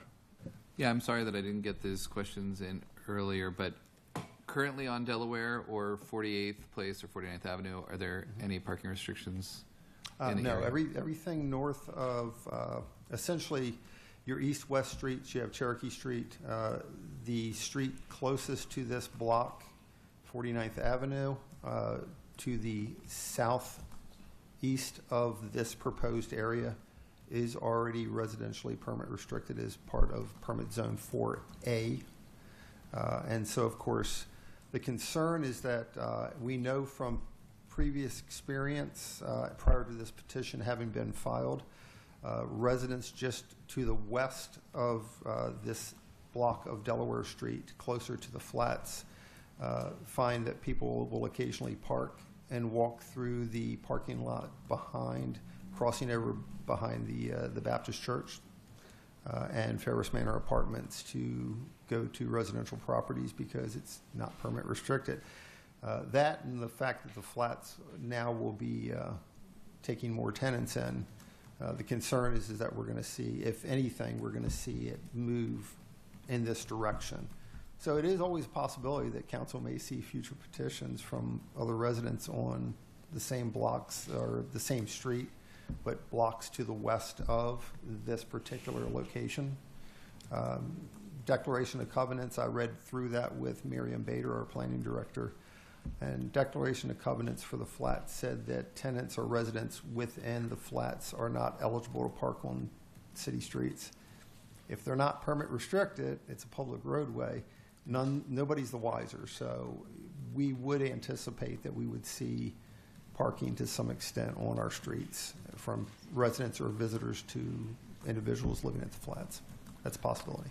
Thank you. So as I understand, then you're saying in the 2 blocks of Delaware between Baltimore Avenue and 48th, that is permit? No. No, that's not. Yeah, everything on Delaware Street and all streets north of the flats in Baltimore Avenue, everything there is non-restricted parking. On the south side of the flats on Cherokee Street to Blackfoot Road between Baltimore Avenue and Rhode Island is permit restricted. And maybe then this is just a question for the council members, and also, also your recommendation. Do you feel then that maybe all of Delaware Street should be permit between Rhode Island and Baltimore to? In my experience, I would say that's something this council should consider. Ms. Allen? Ms. I Fargus? was just going to say, we're in this. This is scheduled for a public hearing, so we could have the public hearing and then get into the questions, so that the process is. And let's stay within the scope of the request of public hearing, that within that block, and we can have more discussion when it comes back. After the public hearing, there will be more discussion among us. Who is next for question? Ms. Whitney, is that a question or comment? It's a question, but I don't know if it. Mayor, the comment should go to the public first, and then we need to come back to council. Yeah, so that's if it's a question to staff, please go ahead. It was, but it can wait. Okay. All right, let's go to public hearing. If you are here to speak on this item, please come forward. Please state your name for the record, and if you are a resident of College Park. Hi, Larry Markey, Daniels Park resident since 2002, University of Maryland employee for 37 years. So I've been part of the community for a while. First of all, I'd like to thank the council member for confirming that I don't have to break my leaves. Thank you. And I appreciate Jim's support in our conversations to date. The challenge is not only with respect to the flats up the street, but a lot of students folks just park on our block and leave. They just leave their cars there, and we don't know who they are. We don't know who the cars belong to. They just leave. The cars can be there for days. Jim's folks, parking enforcement, has been exceptional at trying to maintain some oversight of that activity, but for the most part, there are cars just parked there. The construction activity was going on with the flats. It was a misery. A lot of dangerous conditions, school buses coming through. I think, as you all know, we have no sidewalks in that community. People are walking in the streets. It's a pretty challenging environment. If you go there right now, maybe there aren't that many cars. But when there are, there's nothing we can do about it. They just park. And as Jim had noted, pretty much everything south of us is permitted. So I anticipate the problem might continue to migrate north. I don't know. Right now, Delaware is one of the more substantial boulevards, if you will, connecting Baltimore and Rhode Island. So we get a lot of high-speed traffic. There's one stop sign on 49th. It sort of slows people down, not all that much. And when you double bank that with parked cars, it's a significant challenge for us. The biggest issue, of course, is just that when people park, we don't know who they are. We don't know who the car belongs to. We can't do anything about it. It's a very frustrating situation. So, thank you. Good. Thank you so much for coming and speaking. Anyone else wants to speak on this I can item? mention my other two folks from Delaware. They take parking enforcement so seriously, they went out to put more money in the meter. So the little note on the agenda that says you don't have to pay the meter if you come to, can you guys move that note to the front of the agenda? You're funny. Thank you. Yeah, please state your name and if you're a resident of College Park for the record. Sure, Betsy Pugel. I'm a resident of Delaware Street. I've been in College Park since 2007 on Delaware. I think Larry has really summarized the key issues of why we brought this petition forward. One thing I do want to point out for people's awareness is that right at the end of our block is a school bus pickup and drop off. And what we noticed, particularly when there construction folks were present, when there's actually cars parked on both sides, it actually is a hazard because the kids have to stand in the middle of the street. And so part of the interest in having some degree of coverage for the permitting during the day and overnight, right, is to allow the kids to have safe pickup and drop off. And so we understand that there might be some, need to have a discussion about, is it 24 hours, is it something else? What I would like to put forward is to bear in mind that this is a pickup and drop off of a lot of kids. And so if 24 hours is not, within the purview because of additional enforcement, I'd just like to point out that maybe something like 2 p.m. to 8 a.m. might be something, to consider that, and we've talked about that too amongst ourselves as neighbors as a viable option. Thank you. So, thank you. Appreciate that. Let's come forward and state your name for the record. Very nice to see you. Michelle Bernard, city resident since 2001. This really came to a head with the construction, but it doesn't end there. The street is not too narrow to have cars park on both sides. It is too narrow to have a constant wall of cars on both sides. At the end of Delaware Street, on the frontage road, it is too narrow. We only have cars parked on one side. The issue is when cars come down the street or construction vehicles. And we've had them even before the flats were under construction because at the end with Baltimore Avenue, there is a construction company, and sometimes big trucks come through, not just school buses, but WSSC and other trucks come through. With cars on both sides and no gaps for people to pull over, it is really hard to manage traffic. And so having a limited number of cars on the street would really benefit, I think, traffic flow and safety. Thank you. Thank you for coming and speaking. If you have joined online, please raise your virtual hand and we'll allow you to speak. Is there anyone in the room who wants to speak on this item? I want to recognize two of our residents who wrote on this item. Carla V, I think her name. She is opposed to the proposition, and Ole Padriohula, I think is a he, is in support of the proposition. So with that, let me declare that public hearing has been held. All right, now let's come to the council for action items. Do you want to have an entertain a motion? And then I can have a discussion. I just wanted to make a comment to staff and get a verification. Please. Yes. So could you Mr. Miller, share with me something unique about the nature of that street. That there seems to be like an attraction for abandoned vehicles or any sort of dumping and things like that. There's, if I recall correctly, there's a rather wide property that is kind of unkept that seems to attract, these sort of things. So I would think that, with that nature of the street, I would be supportive of this parking restrictions. Yeah.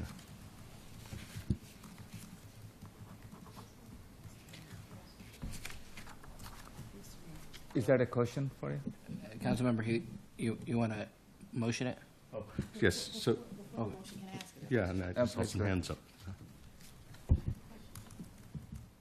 Mr. Miller, earlier you mentioned that during construction this was an issue, and then after construction, residents from the flats were parking in this space, or did I mishear that? Not so much the residents of the flats yet, because it's not near capacity, not even close to capacity.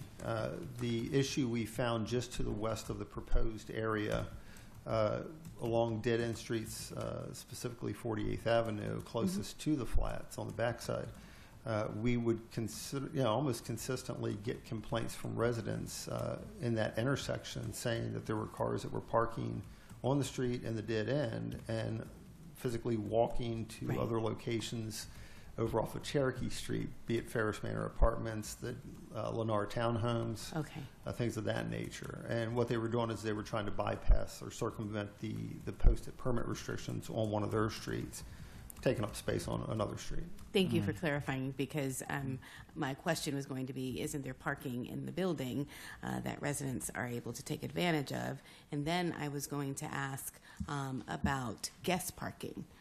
Are guests of the flats, is there guest parking in the garage? There is limited parking in their garage, and we've seen this to be the case with a lot of developments. It tends to be where from start of the contract and construction through the course of the development, if there's changes with site plans, a lot of times we find that the easiest thing for the construction companies is to essentially eliminate some of the parking to accommodate other changes.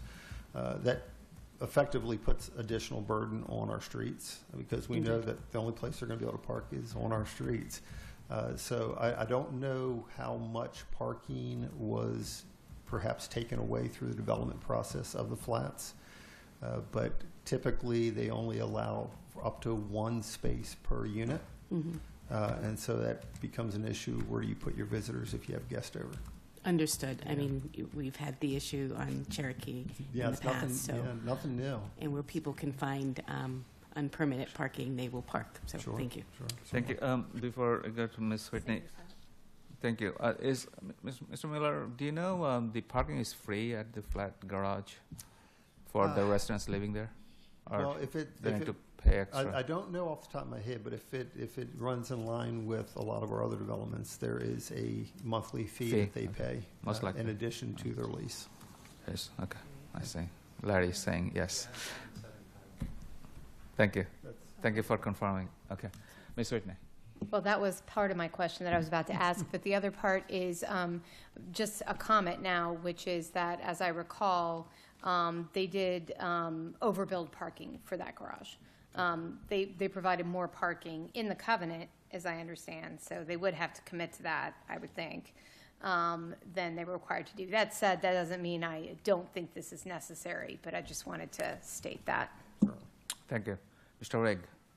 I'm sorry, I would like to comment once the motion's made. Okay. Are we ready for motion?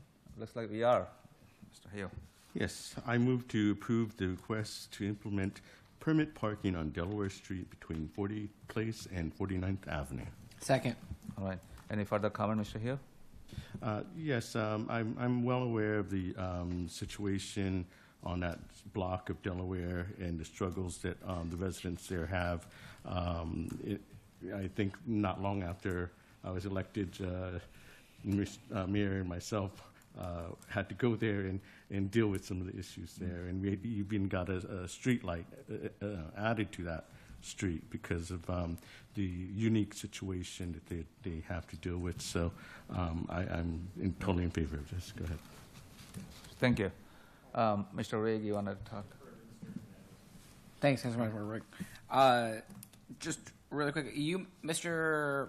Miller, you mentioned that in the covenant for the flats, they do not allow any of their tenants to park outside of the building, right? When I was talking with the planning director, Miriam Bader, there was a comment within the declaration that basically specified that tenants residing in the flats would have to park in the flats on property. To what extent there was a restriction saying otherwise, I don't know. What is our enforcement mechanism for it? Well, if they're parking on the street, yes. If they're breaking their declaration of covenants. There's nothing on a public street that says that we can cite them. Anyone can park, unfortunately. Yeah. Okay. I hope that we can figure something out for a solution in the future. And the reason I say this is because I live 2 blocks away, right? So I know, I know this area like the back of my hand. I've walked it with Councilmember Esters many times. I know what's likely to happen is it's going to move from one street to the next street. I went and talked to the residents there, and I kind of got everybody's better understanding. I did see the property that my colleague was talking about that I was like, that looks shady. It's just because it's just dark because of it covers the lights, and sometimes darkness, right, brings in, non-desirable activities. I think that we need to think long-term how we're going to deal with it in the future, especially if this is emanating from some of the properties that we already have tried to mitigate this problem in the future, right? Of course, in this particular situation, the residents have come together and super supportive. So I defer my time. Mr. Rigg actually raised his hand first, so then I come to Ms. Whitney.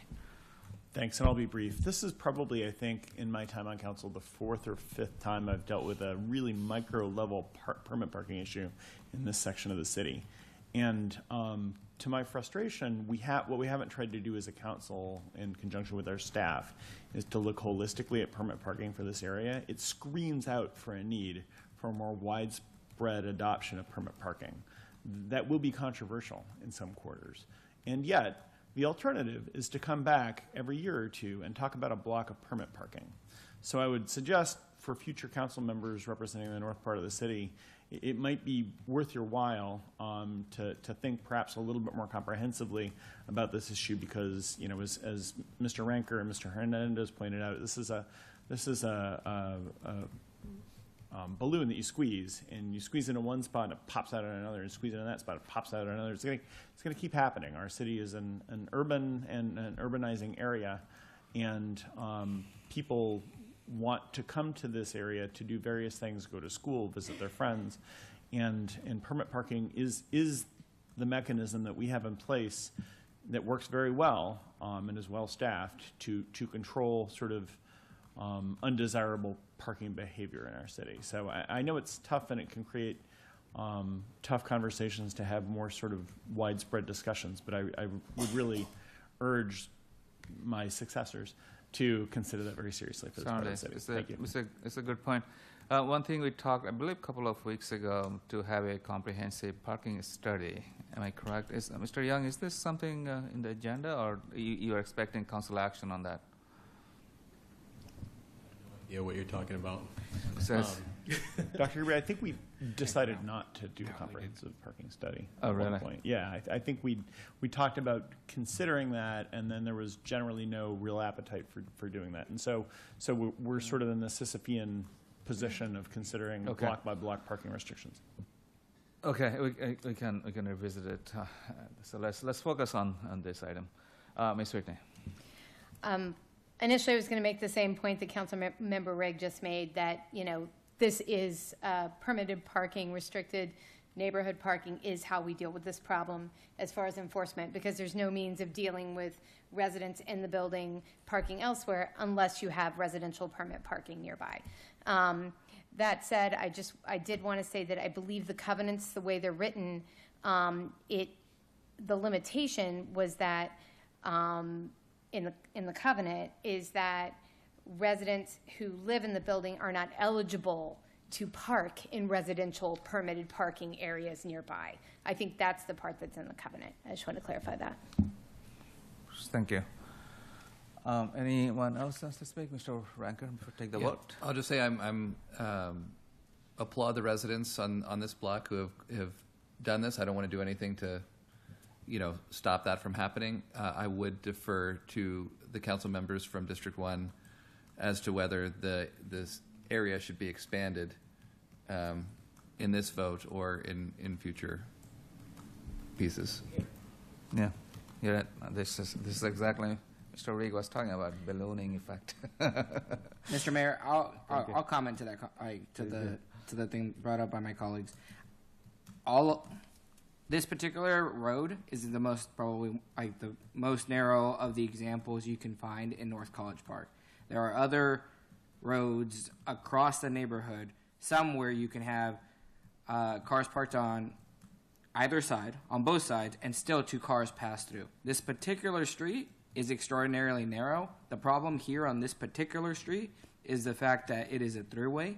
It is one of the only east-west corridors that doesn't have a speed bump. It has, I think, 1 or 2 stop signs, as opposed to the Indian Road, Fox, Hollywood, which has multiple stop signs. So there's a number of different circumstances. That's why I've continuously attempted to make sure that we have a tailored approach to the various streets. So, I mean, while I appreciate the comments of my colleagues, I think that every neighborhood is specifically unique and requires a unique approach. Yeah, we can talk about that in the future, about the study. All right, anyone else wants to talk before take the vote? And do you need a roll call? Yes or no? Probably not. All in favor say aye. Aye. Any opposed? Any abstention? So motion has passed 8-0. Thank you. Thank you all for coming and speaking, and thank you, Mr. Miller, for your work. Thank you, Mr. Mayor and Council. Appreciate that.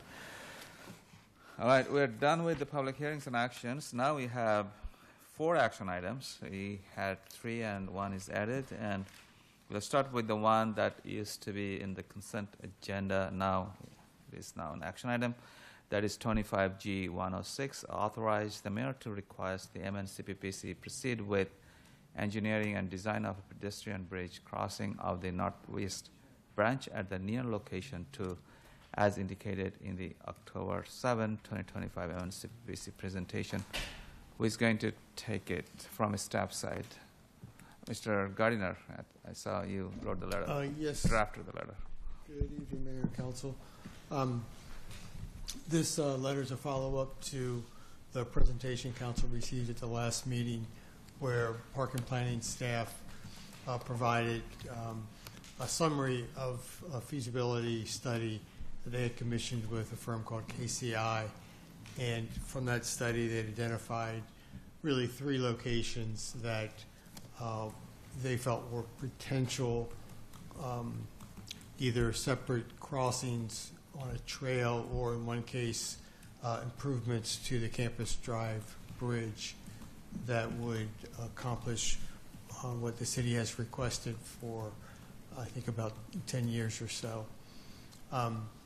Based on your comments at that meeting, staff prepared the agenda item and the draft letter, which strongly encourages Park and Planning to pursue the development of a new crossing roughly at the terminus of Old Calvert Road, which was location 1 in the feasibility study, and to refrain from spending funds on improvements to Campus Drive that may be desirable in the future when the bridge is is replaced.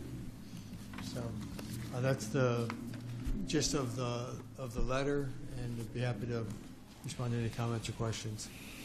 Any question, Mr. Hernandez?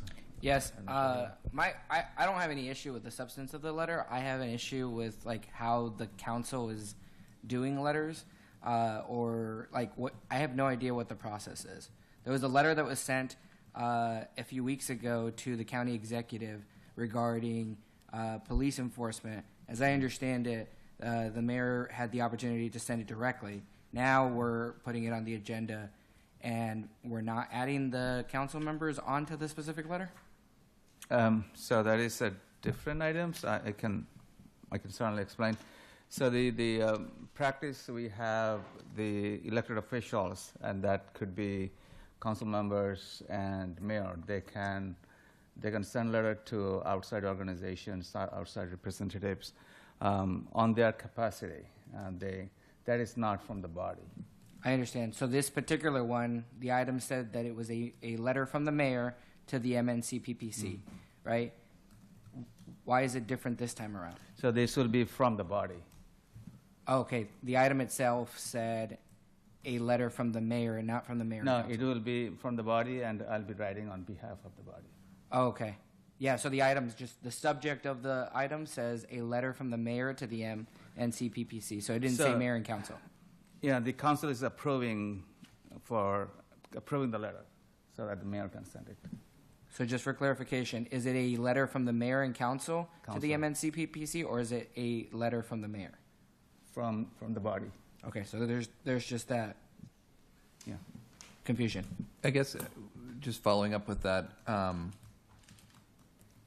what I hear Councilmember Hernandez saying is, how does somebody who receives the letter distinguish between this is a letter just from the mayor versus this is a letter on behalf of the council signed by the mayor? So the letter that we'll be sending on this item, the letterhead will be having mayor and all of the council members' name on the left. But the letter that council member, elected official, or the mayor can send, it will be only having that council member or mayor's name. So that's the difference. Mr. Mayor? Yeah. If I may interject, listening to Councilmember Hernandez and Councilmember Ranker's point, I think for clarification, when the letter is coming from the council and the whole entire body, it should state clearly on the letter from the mayor and council, if that makes any sense, and if I'm answering Councilmember Hernandez's question. I believe the draft letter does have that statement on behalf of mayor and council, right? I'm not sure. So generally, when the mayor and council take a vote on a position to send a letter on a particular topic, the letter references a to the vote. Council vote. Action. Yeah. In addition to the letter appearing on letterhead that reflects it's from the mayor and council. But and this letter does, of course, reference that you have voted presumably unanimously. And, of course, if it's not unanimous, then we change the letter to reflect the actual vote. But correct. I think the issue about the mayor's letterhead or individual council's letterhead or the mayor and council's letterhead is something that I think is addressed in your rules and procedures. But the letters that are voted on by council always go out under the mayor and council letterhead. Letterhead, yeah. The entire 9 people's name and their designation there. All right. I'm completely fine with sending it, like, if that's the case. The subject is confusing, right? 25G 106 says authorize the mayor to request that MNCPPC. Generally, if the body is sending it, then it would be the mayor and council. Yeah, because there is only one signature. That's our tradition again. All of the mayor and council letters are signed by the mayor in College Park Mayor and Council. I understand that. I just want to make sure that everyone understands that my confusion, my concern was that we were doing 2 different processes for letters that have been sent within the same month. Yeah, Mr. Rick. I move to authorize the city to provide a letter to MNC PPC requesting that they proceed with a new trail crossing at or near location 1 as indicated in the feasibility study and not proceed with planning for the proposed changes to the Campus Drive Bridge. Mr. Ranker. Any further comment, Mr. Reg? No, I appreciate the point that Mr. Hernandez is making, and I think this is an administrative matter that we can handle maybe offline. I can appreciate there's some ambiguity, but I do want to make sure the substance gets gotten to tonight. Thank you. So this is an action item. So by procedure, I need to go to the audience. If anyone wants to speak, if you have joined virtually, please raise your virtual hand. Seeing none, let's come back. Any further comments before I take vote? Mr. Hill. Yeah, the only concern I have about this is that we're recommending that they build this bridge in the 100-year flood zone. And with that recommendation, should there be a flood that wipes out this bridge, is it insured? How does this get handled? Because we made a recommendation to go against the recommendation and build this in a 100-year floodplain. Mr. Ranker or Mr. Reg, do you want to comment on that? I know.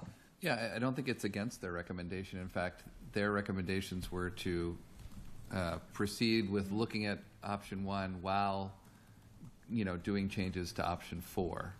I don't think I can necessarily. I mean, as far as I know, the government does self-insures in general. So, I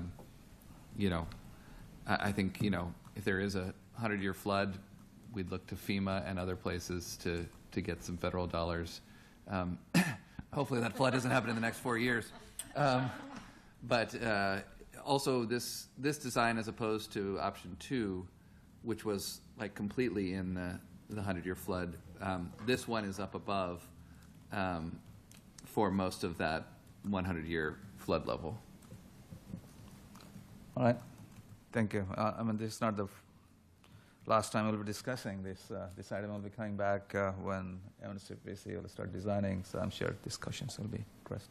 Any further comments before I take the vote? All in favor, say aye. Aye. Any opposed? Any abstention? The motion has been approved. We have 3 more action items. 25.013, introduction of early lease ordinance to establish the time frame in which property owners must communicate an offer for a successive lease of notice of non-renewal to a current tenant. And this will be taken by our Director of Public Services, Jatinder Coker. I saw Mr. Coker joining online. Mr. Coker, do you want to speak? He needs to be moved as a panelist. Yeah. Can I promote him? I don't. Yeah, he's there. Okay. Mr. Coker, please unmute yourself.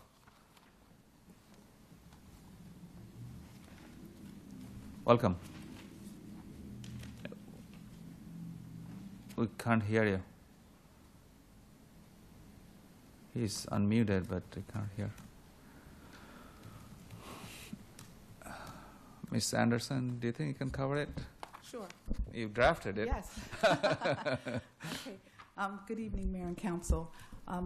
What you have before you this evening is the introduction of the early ordinance to establish a date that starts the timeline before a lease ending by amending Chapter 125 of the Code of the City of College Park.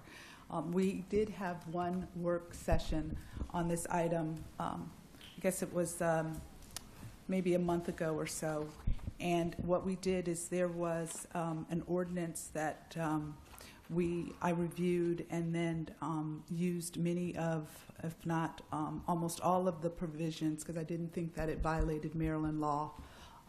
Did change those that did change a reference to the code provision and compared it to what was offered under the Maryland Annotated Code of Maryland.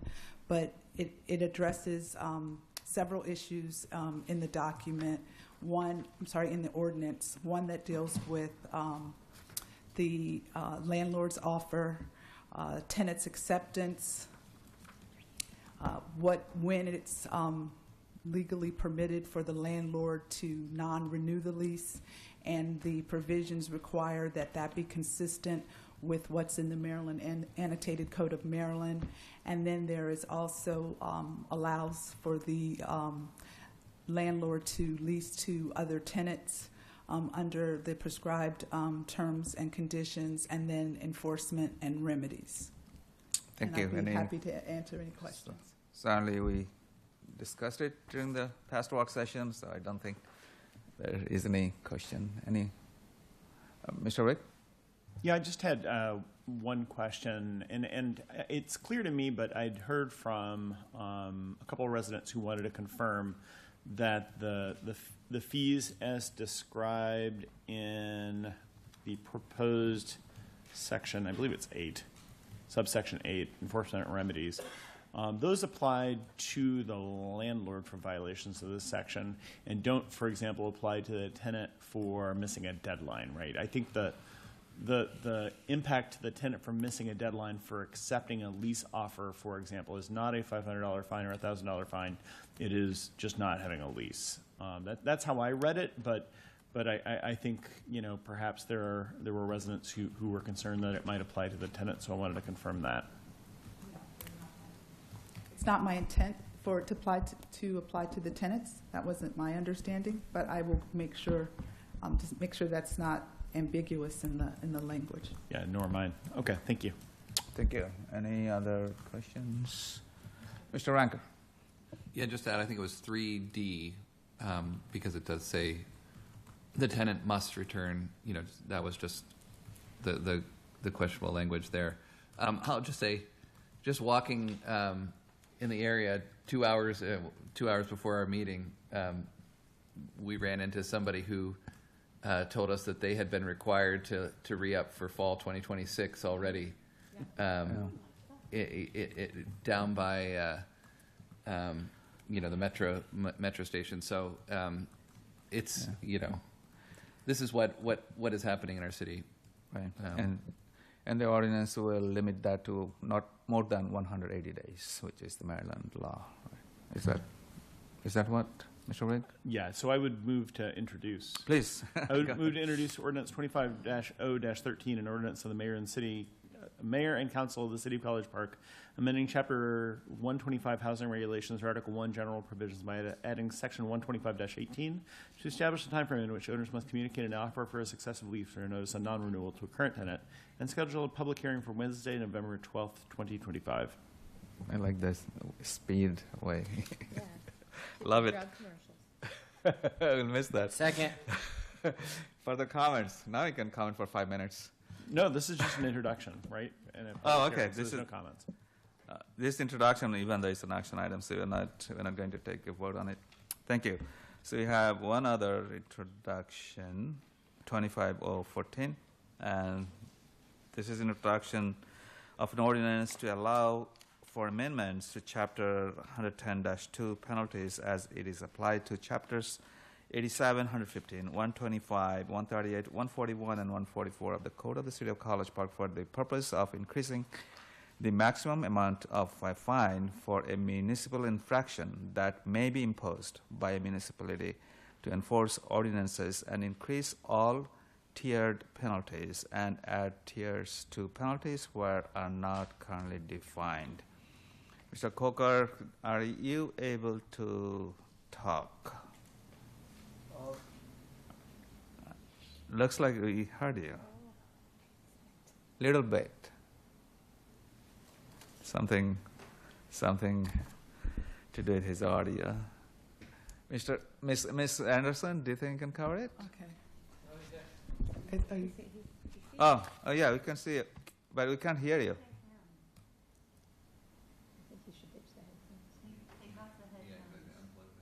Yeah, maybe you can unplug the headphone. Can you guys hear me now? Now I can hear you. Okay, good. I think I was trying to use the headset. Maybe I couldn't figure out which one to turn on. Technology. No worries. Yeah, sorry about my tardiness here. I was just trying to read the item as well as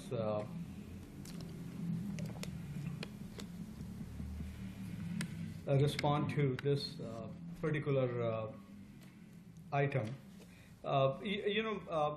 This item pertains to, this is introduction of the ordinance 25-0-14 to allow the amendments to chapter 110-2, which is fees and penalties, as it is applied to chapter 87, 115, 125-13, 138, 141, and 144.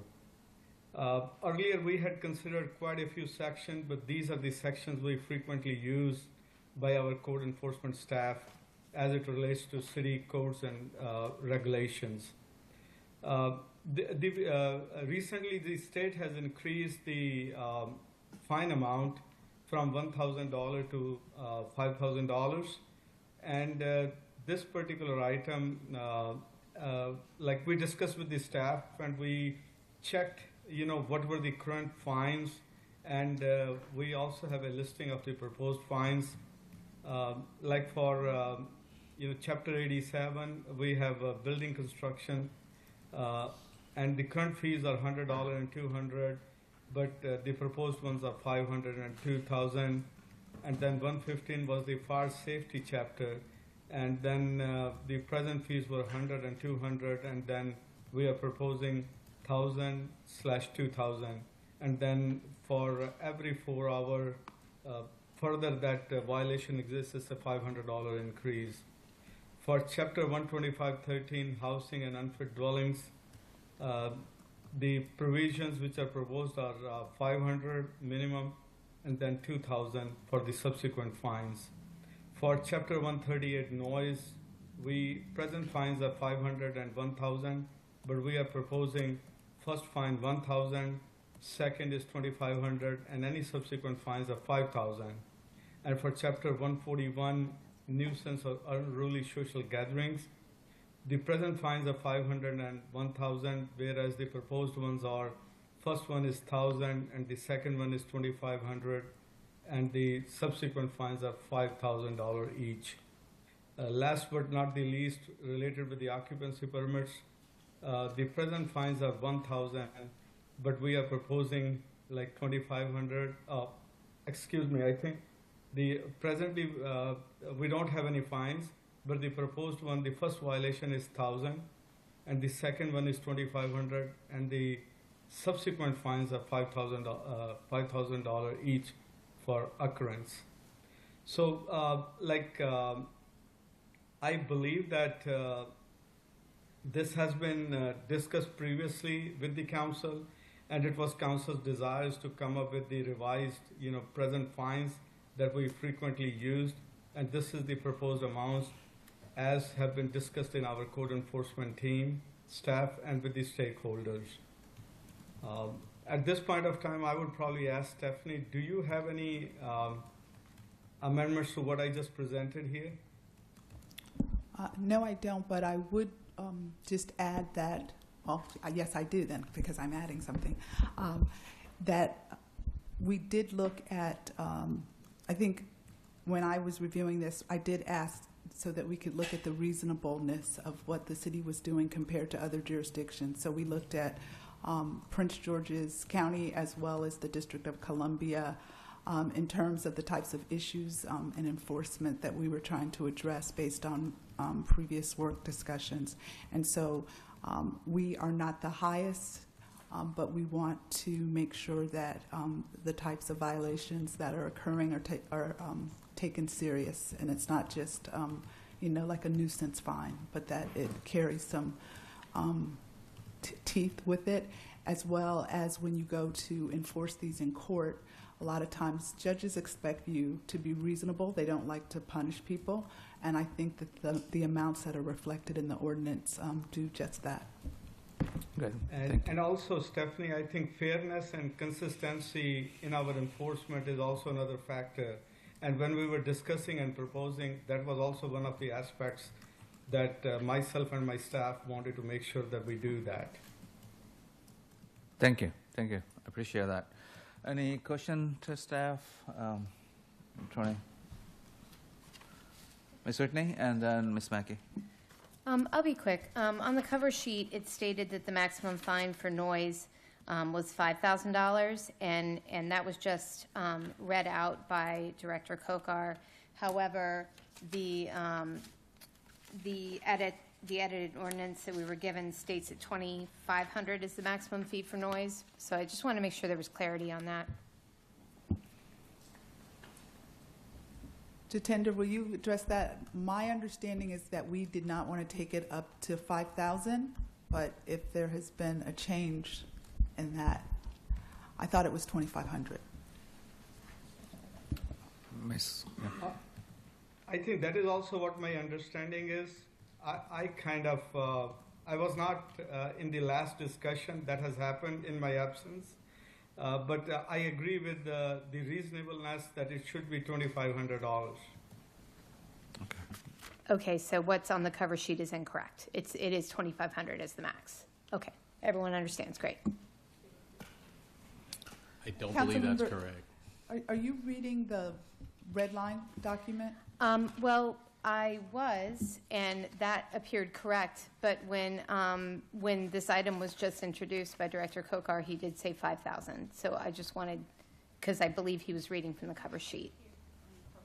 So I wanted to ensure we were all agreeing to the same thing. Okay, and then I want to, and since the discussion is on the table, I want to make sure that council was happy with that amount because the law does allow us to go up to 5,000. 5,000. Do you want to go to 5,000 or stay at 2,500? Is it possible for us to go up to 5,000 and then just tier it out? I only say that because I know, listen, I'm the last person that wants to just like give out infractions, but there are problem properties across the city that like, or not just problem properties, but other issues that we continuously see. Just whatever infractions we're providing aren't enough to get properties or get code violators into compliance, right? So I'm deferring to, or I guess I'm asking Director Kokar, if you had the maximum tool, could you tier it out appropriately, or do we need to come back to this from a legal perspective? I think my position, Councilmember Hernandez, is to seek your direction, and what I think that is correct, Councilmember Whitney. I read it from the cover memo, but I think there is updated things that have been discussed in my absence. But I agree, if the council direction is to go with the higher level fine, I am going to be fine with it. I think it's better to have that, increased fine, and we can always, use the discretion based on the severity of the issue in a particular case.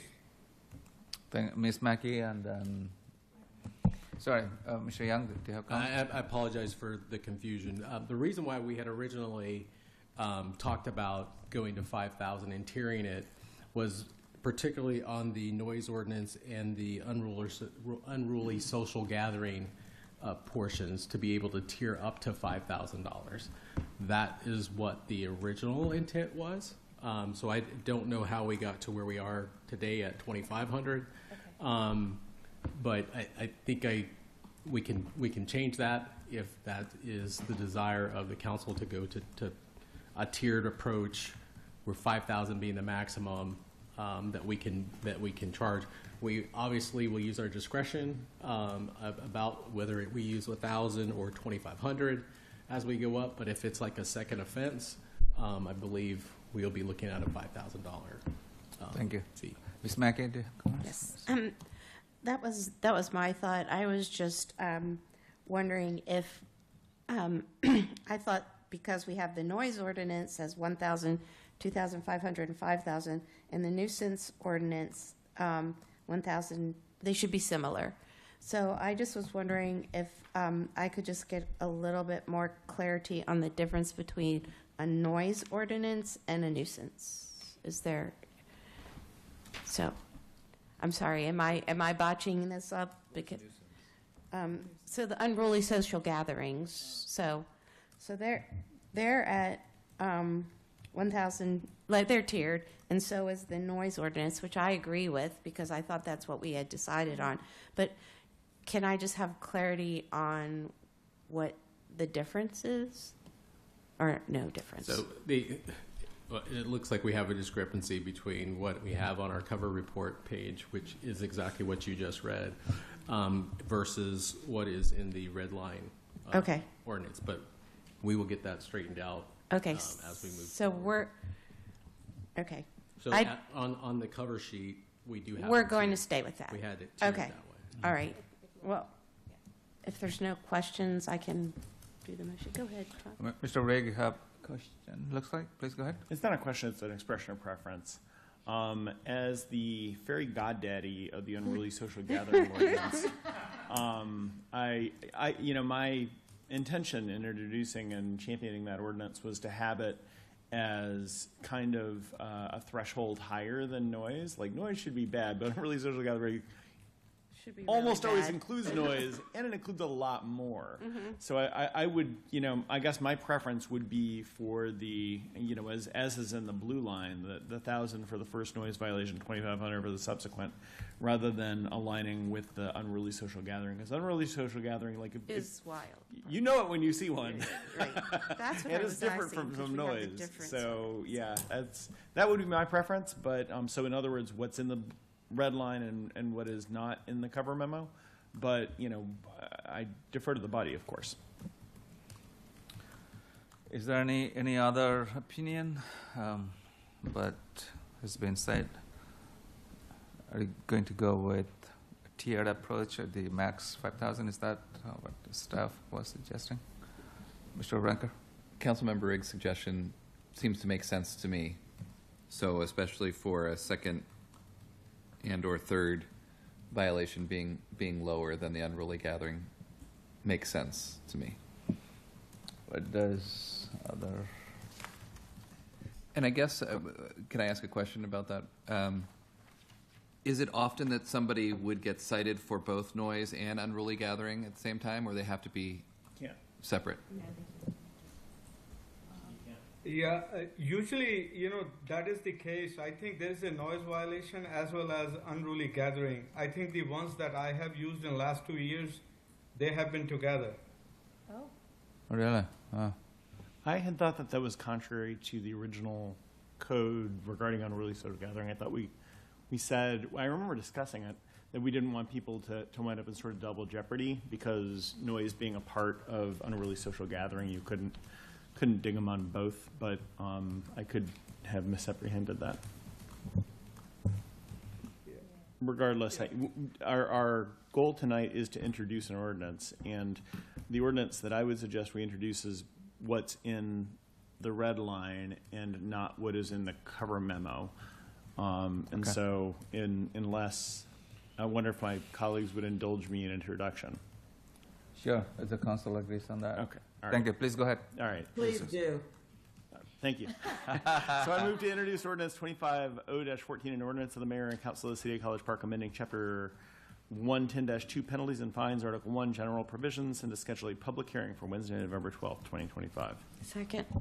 All right, thank you. So this is introduction. We are not going to take a vote on this. And thank you again, staff, and thank you for clarifying another some confusion. Now let's go to the final action item, and thank you all for patiently waiting, and it's been a while. 25G 108, approval of property use agreement, PUA, on application for transfer of location of a Class C fraternal beer wine liquor license, College Park Lodge, number 453, Loyal Order of Moose, Inc., Loyal Order Moose, 453, from 3700 Metzer Road, College Park, Maryland 20740 to 8907 Baltimore Avenue, College Park, Maryland 20740, and this will be taken by Hi, Miss- Mayor. I'm sorry. Did we get a second on Councilmember Riggs? Thank you. Thank you. Taken by Mr. Coker and Ms. Anderson, who is going to take. Okay, I will take this. Mr. Anderson, okay. Thank you. What you have before you tonight is a property use agreement regarding an application for a Class C fraternal beer, wine, and liquor license for the College Park Lodge number 453, the Loyal Order Moose, Inc., trading as Loyal Order Moose 453. And they want to transfer the location of this license from 3700 Meserat Road, College Park, Maryland, to 8907 Baltimore Avenue, College Park, Maryland. There is a property use agreement that addresses some of the substantive issues, but I wanted to take the opportunity to inform Mayor and Council tonight that as a result of this discussion, if there are any conditions or items of concern, that I will be glad to take direction how to address the concerns regarding that property use agreement. And the applicant is also available to tell Mayor and Council a little bit more about the location and the base and what the property would look like once renovations were to occur. If it is okay, may I invite our guest from Moose Lodge, please come forward to the table in case Council has any questions. Thank you for coming and thank you for your patience. My name is Debbie Herbert. I'm the president of the Moose Lodge, and I'm ready for any questions that you all have. Thank you. This property is in District 2, so I'll entertain questions from District 2 council members. Dr. Esters. I do have questions, but I wonder if you could tell us a little bit more. I think Ms. Anderson referenced the fact you could tell us a little bit more Of about. course, anything. So it'd be great to hear. The College Park Moose has been at 3700 Meserat Road since 1949. We've been in the city of College Park for 76 years. In 2020, we sold our property due to us downsizing some in our membership and old administration that decided that it was time to sell it. It was sold to a church. We have been running back part of it. It has again been sold again. So by the end of June, we need to vacate what we have been leasing for the last 4 years. We have been, since we sold the property in 2020, looking for property. Even prior to that, we had been looking diligently for property in the city of College Park because that is where we want to stay. We found different properties. We put in bids for different properties that were either outbid or it wasn't cohesive for us. It didn't have the space that we needed. It didn't have the parking that we needed or any of that type of information that we needed to do the lodge. The property at 8907 came to us about 5, 6, 7 months ago from one of our members, and they said that the property is available. We started talking to the property owner. We went out and looked. It has a 2,400 square foot building on there, plus a house that's next to it, which would be perfect for us. We are planning on doing a little bit of expansion. It also gives us parking. It is right there on the curve, right behind the memorial on Rhode Island Greenbelt Road and US 1. That's what we plan on doing. Our Moose is a fraternal activities. We do plenty of community work. Ever since we opened our doors in 1949, that's all we've done is gone out into the community. We work with the Lions Club. We have done dinners and lunches at Attic Towers for many, many, many years. When we had the property at 3700 and the whole property, we used to host Attic Towers in for Thanksgiving dinner and give them, entertainment and all that kind of stuff. We work into the community, like we do the food bank. We have done many other different things. So we are a fraternal activity, and we just love to stay in College Park. Thank you. And this license is at 3700. It's been there since we opened the door, and we're just trying to transfer it to the 8907. Location. Thank you. So thank you for that. Sure.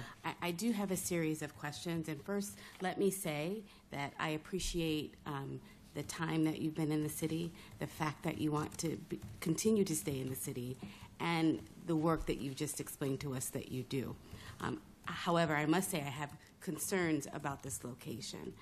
So I do want to ask a few questions regarding it. And I have a few. So one, do the plans that you have for renovations, are they going before the county And do they require some level of approval Oh, from they the will. county? Yes. Okay. Right now, we're in the beginning stages. We're in what we call a PSA with the owner. So we have up until a certain time to do our feasibility studies and our land surveys and all of that stuff. And that's what we're at the end of. And the only thing at this point in that probability part is the liquor license, because that is, something that we do need at this property. We will have construction people coming in. We do have an architect that's already done a preliminary drawing of what we think, but of course, you've got 9 people on a board. The preliminary drawing has gone out the door, and another set want to come in. So we have a few other changes that we want to do. But yes, there is permitting. Everything will be going through Prince George's County. Certainly, which means that should come back to the council, correct? No, it wouldn't come back to the council. No. I didn't think it would. It depends on the scope of the renovations. Okay, all right. But the expert, I don't have planning here, so, Okay. but we could follow up on that. Understood, thank you. And what we see, at least the schematic, that was for the inside. Can you talk about some of the improvements you'd like to make to the outside, or have you even considered that? The only thing on the outside that has changed from that schematic, because if you look at it, we did like a bump out to do a freezer and a little bit of a storage. We're looking to bump out the whole back part of it and move it up to where the property driveway is. Mm-hmm. So it would probably add, I don't know what, I can't even remember how many square feet, but that's moving that out. Okay. And then probably eventually down the line, nothing at this moment, doing some parking Okay. and from spots in there. The reason why I ask is because that is a very prominent space, very prominent intersection, and improvements and beautification to the outside of that building would be welcomed. Which is exactly what we plan on doing. Okay. Yes. A few more questions. Sure. You were talking about parking. That is a very tricky intersection right there.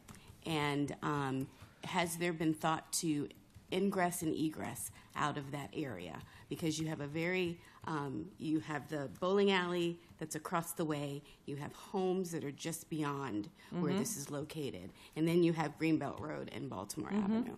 At this point, they had started on the egress and everything. We have not done anything finalized at this point, but we semi-assumed that we would probably be coming in towards the back way, coming up past the houses and coming in, and then having the outgo right there at Greenbelt Road or Rhode Island Avenue. So you're talking about US 1. Branchville, coming from Branchville? Yeah, coming up the Branchville Road. Okay. Is what we were thinking coming in. But none of that's been finalized. Like I said, we've just started in on this, and that's the process we're at. Okay. I would just ask, and I don't know if it's possible, I think that it would be helpful for council to have an idea of what this is going to look like, because that is a very tricky intersection, and traffic on Route 1, as we know, is already an issue. And we're talking about 2 major intersections in the front, and I would presume that unless that is a one-way, and I'm not sure that it is. I don't think it is. Yeah. Well, it is up until you get to the part that they could get into the building area. Exactly. Correct. So and then the other part is one way. Exactly. I'm sorry. Has there been any engagement with those living in the community about what plans are for that property? Well, the one house is part of the property that we're purchasing. The house next to it happens to be a member of the College Park Moose, and he's ecstatic, of course, because he only has to walk a few minutes to there. The rest of them, the people that we've talked to, we personally have not. I know that that member has talked to a few of them, but nothing seems to be that there was an issue at this moment that has been brought to our attention. Well, I think it would be helpful for there to be engagement with the individuals who are living on that, not only that block, but just beyond, further down Branchville, because I think folks are going to be impacted by this. So I think that community of Branchville right there would be helpful for there to be some level of engagement. So we talked about parking. Here's my question. I understand that There are timeline restrictions right now. My question is whether or not it is possible to ask for an extension from the liquor board. At this point, it would not be, because we would probably lose the property. Okay. I mean, because we've done 2 extensions because we had to do environmental studies and do the extensive phase 1, phase 2, and all of that. And then we did the extension for the liquor board on the 28th. So, okay, all right. Thank you. Thank you for you're that. welcome. Thank you. Thank you. I think Ms. Whitney and then Mr. Hernandez. Thank you. I think Councilmember Esters thoroughly covered any of my issues, which I very much appreciate. But I will say our city attorney, Ms. Anderson, said that we could ask for requirements in the Declaration of Covenants. Could we, or in the property use agreement, could we put as in that we, even if the county does not require them to come before the city, that we ask them to come before the city as part of that agreement to discuss the plans as far as ingress and egress and the appearance of the building? I would answer it this way. As your counsel, I could negotiate with the other side, talk to Mr. Kim, and we take, but sure, the answer is yes, representing your interests, that I would have that discussion. I see Mr. Hernandez and then Mayor Pro Tem. Can I just ask one quick question for the applicant? I'm sure you said this, but I needed a water. How many members does the Moose Lodge? Right now, we have 406 members. In College Park? Uh-huh. In this particular chapter? In this particular lodge, yes. How many are active? I only ask because I'm a member of the American Legion, and I know we have a lot, and I don't know if there's a lot of people that show every day. Probably active in there because of the fact that back in 2019, 2020, when we sold the property, they thought that we had closed, and we've been working every month to let them know, no, we're not closed, we're open, we're here. Probably maybe 15, 20%. Okay. I've heard nothing but good things about the Moose Lodge and the community it provided to the members that were a part of it. I think at one point we were going to try as a city to annex because you guys fell outside of the city limits to make sure that you were a part of it. I think when most groups present to council, they're kind of wary of where we're at. I'm familiar with the Branchville area, but I mean, obviously the District 2 council members know it much better. And I think what I want to communicate is we just want to work in partnership because, I mean, obviously you all are in this for the community, right? Correct. I'm supportive of this and understand why you all want to come. I don't see what issues I may be failing to understand, but I think that I'm just letting you know I'm supportive. Thank you.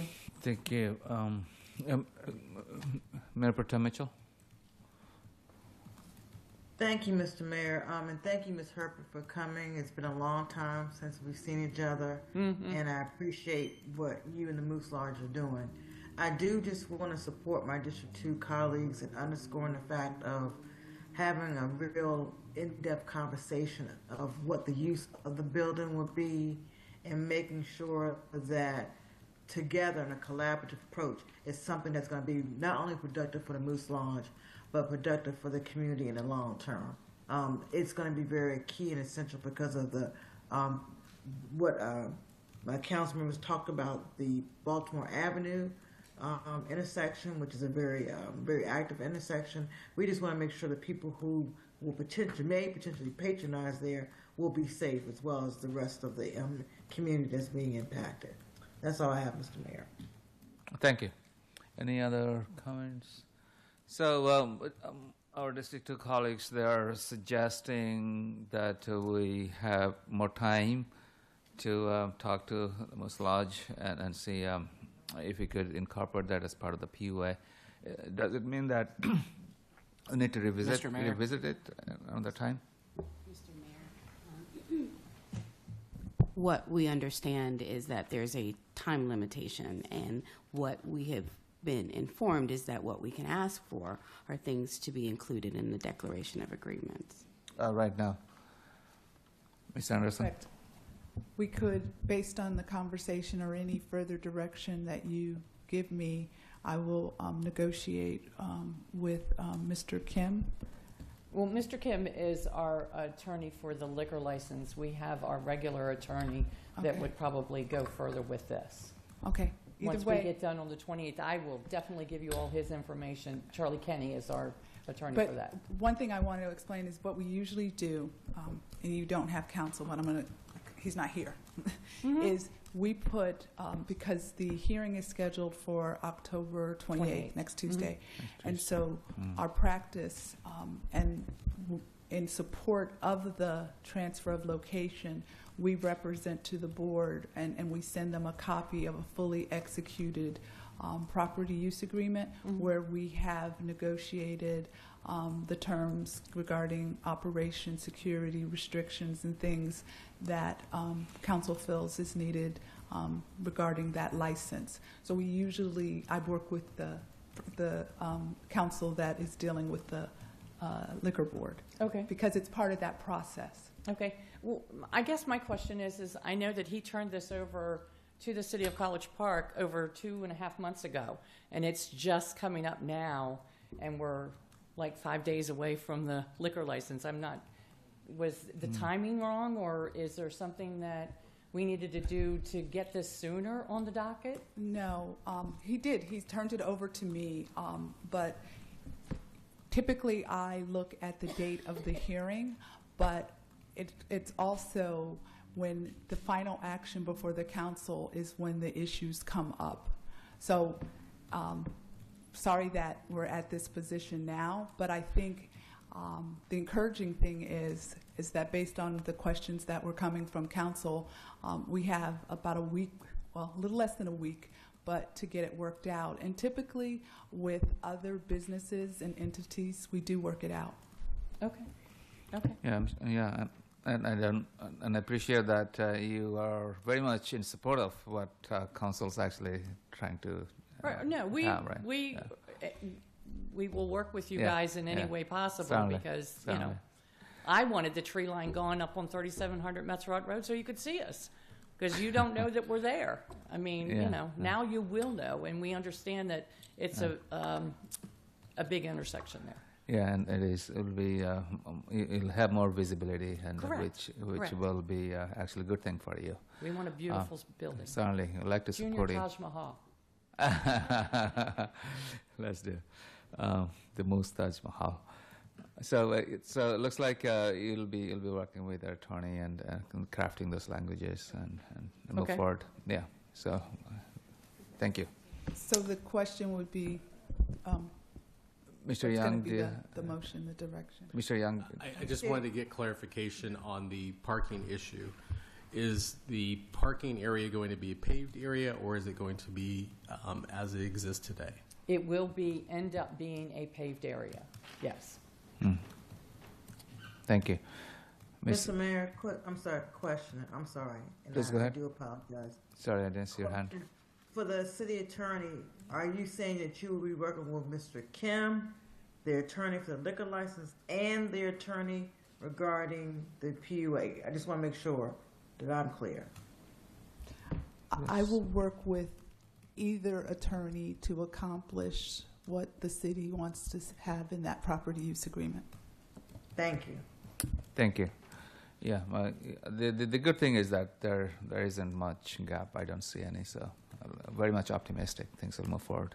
Okay. So I appreciate the inconvenience that no problem. the time Not at all. constraint. Appreciate that. Yeah, please do. Yeah. You got it. Okay. I move to approve a recommendation to the Board of Liquor License Commissioners of Prince George's County, the board, for transfer of location of a Class C fraternal beer wine liquor license by College Park Moose Lodge, number 453, from 3700 Metzerot Road to 8 907 Baltimore Avenue, College Park, Maryland, subject to licensee agreement to a property use agreement with the city, pending negotiation with pending negotiation between attorneys, authorizing the city manager to sign the PUA and send letter to the board indicating the city's support. Does that work? Yes. Thank you. And a second? Then we can have comments. Second. All right, further comments? Yeah, my question, I just want to clarify that the way it was read will require, will include that you will work out that we want them to come back with the plans so that we can, okay, great. I will take a look at what was discussed tonight and make sure I hit all the points and then clarify that I have. Excellent, thank you. Thank you. So this is an action item. By the rule, I need to go to the audience, and if he wants to speak on this item, Mr. Catlin, please come forward to the podium for the record. State your name and if you're a resident. Thank you, Mr. Mayor, members of council. I didn't expect to be so busy tonight.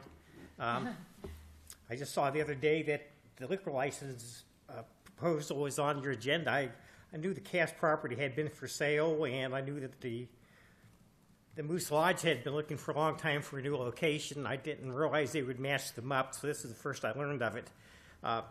Yeah, I would be interested knowing how they're going to improve the property. It really hasn't had anything done to it in decades. I guess the good news is this won't be nearly as controversial as the last time the Cass property was under contract, because that was when it was under contract at Chick-fil-A. Thank you. Thank you. Thanks for your comments. Anyone else wants to speak in the audience, in the room? If you have joined online, please raise your virtual hands. We'll allow you to speak. Did not see anyone. Let's come back to the council now. Council members can talk before you take the vote. Ms. Mackey and Mr. Hernandez, do you want to speak? Okay, no problem. I just wanted to say, as a District 4 council member and having the Moose Lodge in very close to our district, they have been very community-minded, and I look forward to them continuing in our city, so I will be supporting. Thank you. Any other comments? Seeing none, let's take the vote. All in favor, say aye.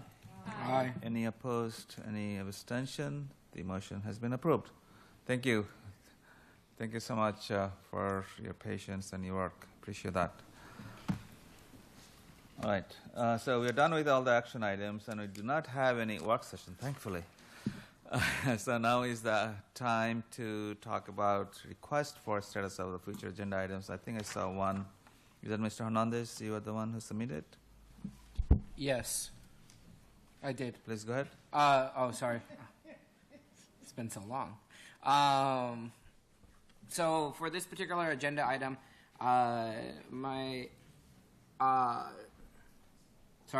District 1 has had this property, or I guess the city has had this property within the city in, I guess, colloquially known as the Mom's Parking Lot. It is a Maryland Department of Labor building that has sat vacant, at least in neighborhood lore, back until sometime right before the pandemic, so in 2019. What I'm requesting is to add a letter that be prepared by the city to be sent to the office of Governor Wes Moore in order to evaluate whether or not it can be a property in line with his executive order asking his departments and agencies to review vacant properties that fall under the jurisdiction of the Maryland State body in order to potentially create an affordable housing project or mixed-use property that includes senior affordable housing. Thank you. All right. Any further comments? It's a wonderful idea. There is no comment. Let's take the vote. All in favor, say aye. Aye. Any opposed? Any abstention? Okay, so that's the only one. Thank you. So let's put in the master list. Any other items I do not see? So let's go to the comments from the audience. So we have a fantastic audience in the room. If you have last-minute comments, please come forward and speak. If you have joined online, please raise your virtual hands. Seeing none, Mr. Gardiner. There is a gentleman. With Oh, his there hand. is a. Sorry, my apologies. Mr. Biffle, let me. Please unmute yourself. Thank you, Mr. Mayor and council members. My name is Richard Biffle, and I'm a non-resident taxpayer at Landlord. And I want to comment on the two landlord-tenant ordinances that were introduced tonight. I hope to be at the hearing in a couple weeks, but I wanted to get my first shots in tonight because I think that these ordinances are unnecessary and they're going to have unintended negative consequences for tenants. The renewal regulation, I think, is unnecessary. There's already a strong incentive for landlords to keep their existing tenants, especially because of the lead inspection law in Maryland. It's a very expensive process. We can have to repaint a house to protect students from eating paint chips. So it's easiest just to keep the same tenants for a second year so that we don't have to go through the lead inspections. So we have a strong incentive already to renew. And I understand some tenants would like to hold off and keep their landlords at bay and play coy about renewing until they see what else is on the market. But it's the students who want to rent for the next year who are really demanding to try to get an early lease. And I used to always rent in the spring, usually starting around spring break.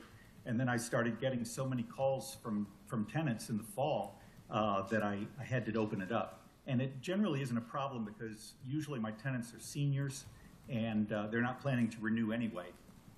So if a group of juniors is interested in the fall for the next year, that's great. Last year I even had sophomores in the spring who wanted to lock down the house for senior year because they knew it was a good house and the rent was low. And I don't think there should be any impediment to that. As I say, I already have an interest in keeping the same tenants, but if I have seniors in the house and I'm going to have seniors next year, then there's no reason I shouldn't line up another group of seniors for the year after that. And in Ann Arbor, I see that there have been some unintended consequences. I read the student newspaper at Michigan, and it was talking about pre-lease agreements that landlords are making with tenants so that the tenant can be first in line if there's availability. But neither party is really settled with that. Regarding the fines, I just want to say that just because the state has allowed higher fines, I don't think you should adopt them unless they're necessary. Are the current fines being ignored? If they're not being ignored, there's no reason to raise the fines. And especially with the lower security deposit limit now, we can only have half the security deposit we used to. The greater risk is going to cause landlords to raise the rent to protect themselves. So I'm against both of these ordinances, and I hope you won't pass them. Thank you. Thank you. We're perfect on timing. It's just 3 minutes. Thank you. Anyone else online? 1, 2, 3. Let's come back. So this is the time to hear comments from the council. Start with my council colleagues on the left. Mr. Rigg. Thanks. There was one thing that I neglected to mention during the announcements at the outset, and that is I'm very excited about the opening of a new business in District 3. District 3 gets a lot of new businesses, by the way, but this one in particular is the first in the region of a business focused on the sport of paddle, which I didn't know about, P-A-D-E-L. It is sort of like the love child of tennis and racquetball, but it occurs in a outdoor glass box, and I've never played it. It's apparently very, very, very popular in South America and Mexico, but it just looks like a ton of fun from the YouTube videos online. It's being opened by a couple of local entrepreneurs, and you can find more by just simply Googling paddle, P-A-D-E-L, in College Park. It'll pop right up. It's called Glassbox Paddle. So congratulations to that new business. We are sort of a racket game or a racket sports center now, and I don't know if those paddles count as rackets or not, but they're close enough. So I'm glad to see them here and would love to challenge Miss Whitney to a game of paddle. Bring it on. Sounds like a fun. Thank you. That's all you have, Mr. Ray? Mr. Ranker? Pass. Ms. Mackey? I just wanted to thank the students of the University of Maryland for coming and engaging with Councilmember Ranker and myself and the two student liaisons. They were freshmen and they had a lot of good questions, and it was very exciting to me to see such young people so passionate for governance and just how our city government worked. So shout out to the University of Maryland students. Thank you. Thank you. Ms. Mitchell, Mayor Pro Tem Mitchell? Pass. Thank you. So today I had a chance to spend some fun time at the in the campus. So I was invited by one of the journalism classes. The professor asked me to do a mock news interview in her class. So that was fun. So I did the interview, and then the entire class asked me a bunch of questions. That was fun. Next, actually, from today, this Thursday, I believe, yeah. So I've been invited to speak at the Greater Washington Region Clean Cities Coalition. It's they're going to have awards luncheon. So they asked me and the mayor of the city of Greenbelt to speak in the luncheon. It's a mouthful, GWRCCC. So I believe they have it every year, and I'll be talking about our recent award, the Sustainability Award we received from the Sustainable Maryland. So there's an opportunity for us to promote the city of College Park. Thank you. That's all I have, Ms. Whitney. Pass. Dr. Esters? I just wanted to take a moment to acknowledge staff, the city manager, and everyone involved with meeting with and talking with the resident who was on much earlier. It was wonderful to hear someone who had come to speak to us about a concern, then be able to come back and say, you guys fixed it, and I appreciate you. So thanks to staff and everyone who was involved. I appreciate that. And kudos to you, the council members as well, for your involvement on this. Yeah, that only happens in District 2, so congratulations. We know. Thank you. It's a teamwork. Thank you for your involvement. Appreciate that. Mr. Hugh? Yes, last week I got to tour with staff the Prince George's County's Police Department's Real-Time Crime Center. We found that basically they utilize cameras, whether it be city-operated cameras or privately operated cameras or cameras in businesses, to help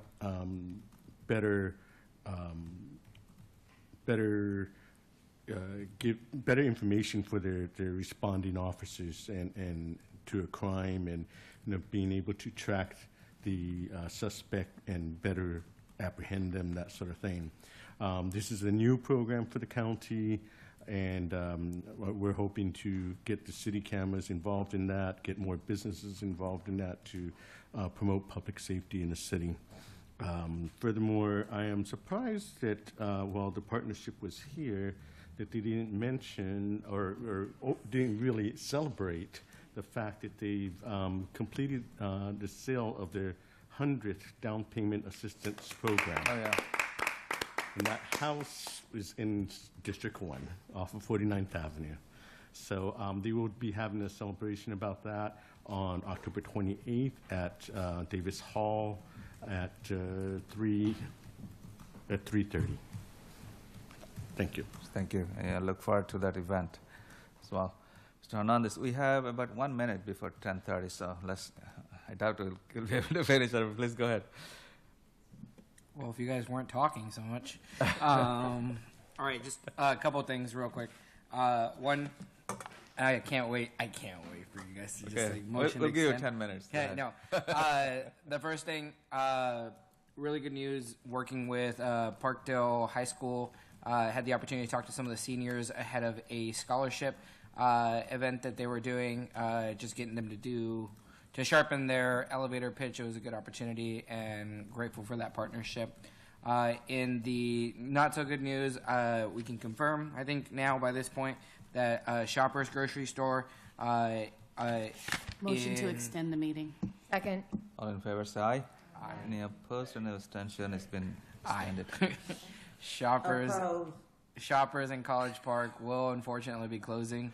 I believe their last operating day will be November 8th. We are hopeful that the economic development team is working to try to get a new vendor in that place. We're going to miss the dependability of Shoppers and look forward to the future and the next business that comes there.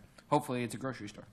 And the Terrapin station is also Yeah, I was going to... temporarily, probably. I mean, I wasn't really going to get into that, but like Terrapin Station has shifted its business model. I don't know how much of that is all public, so I'll just keep that more towards the private.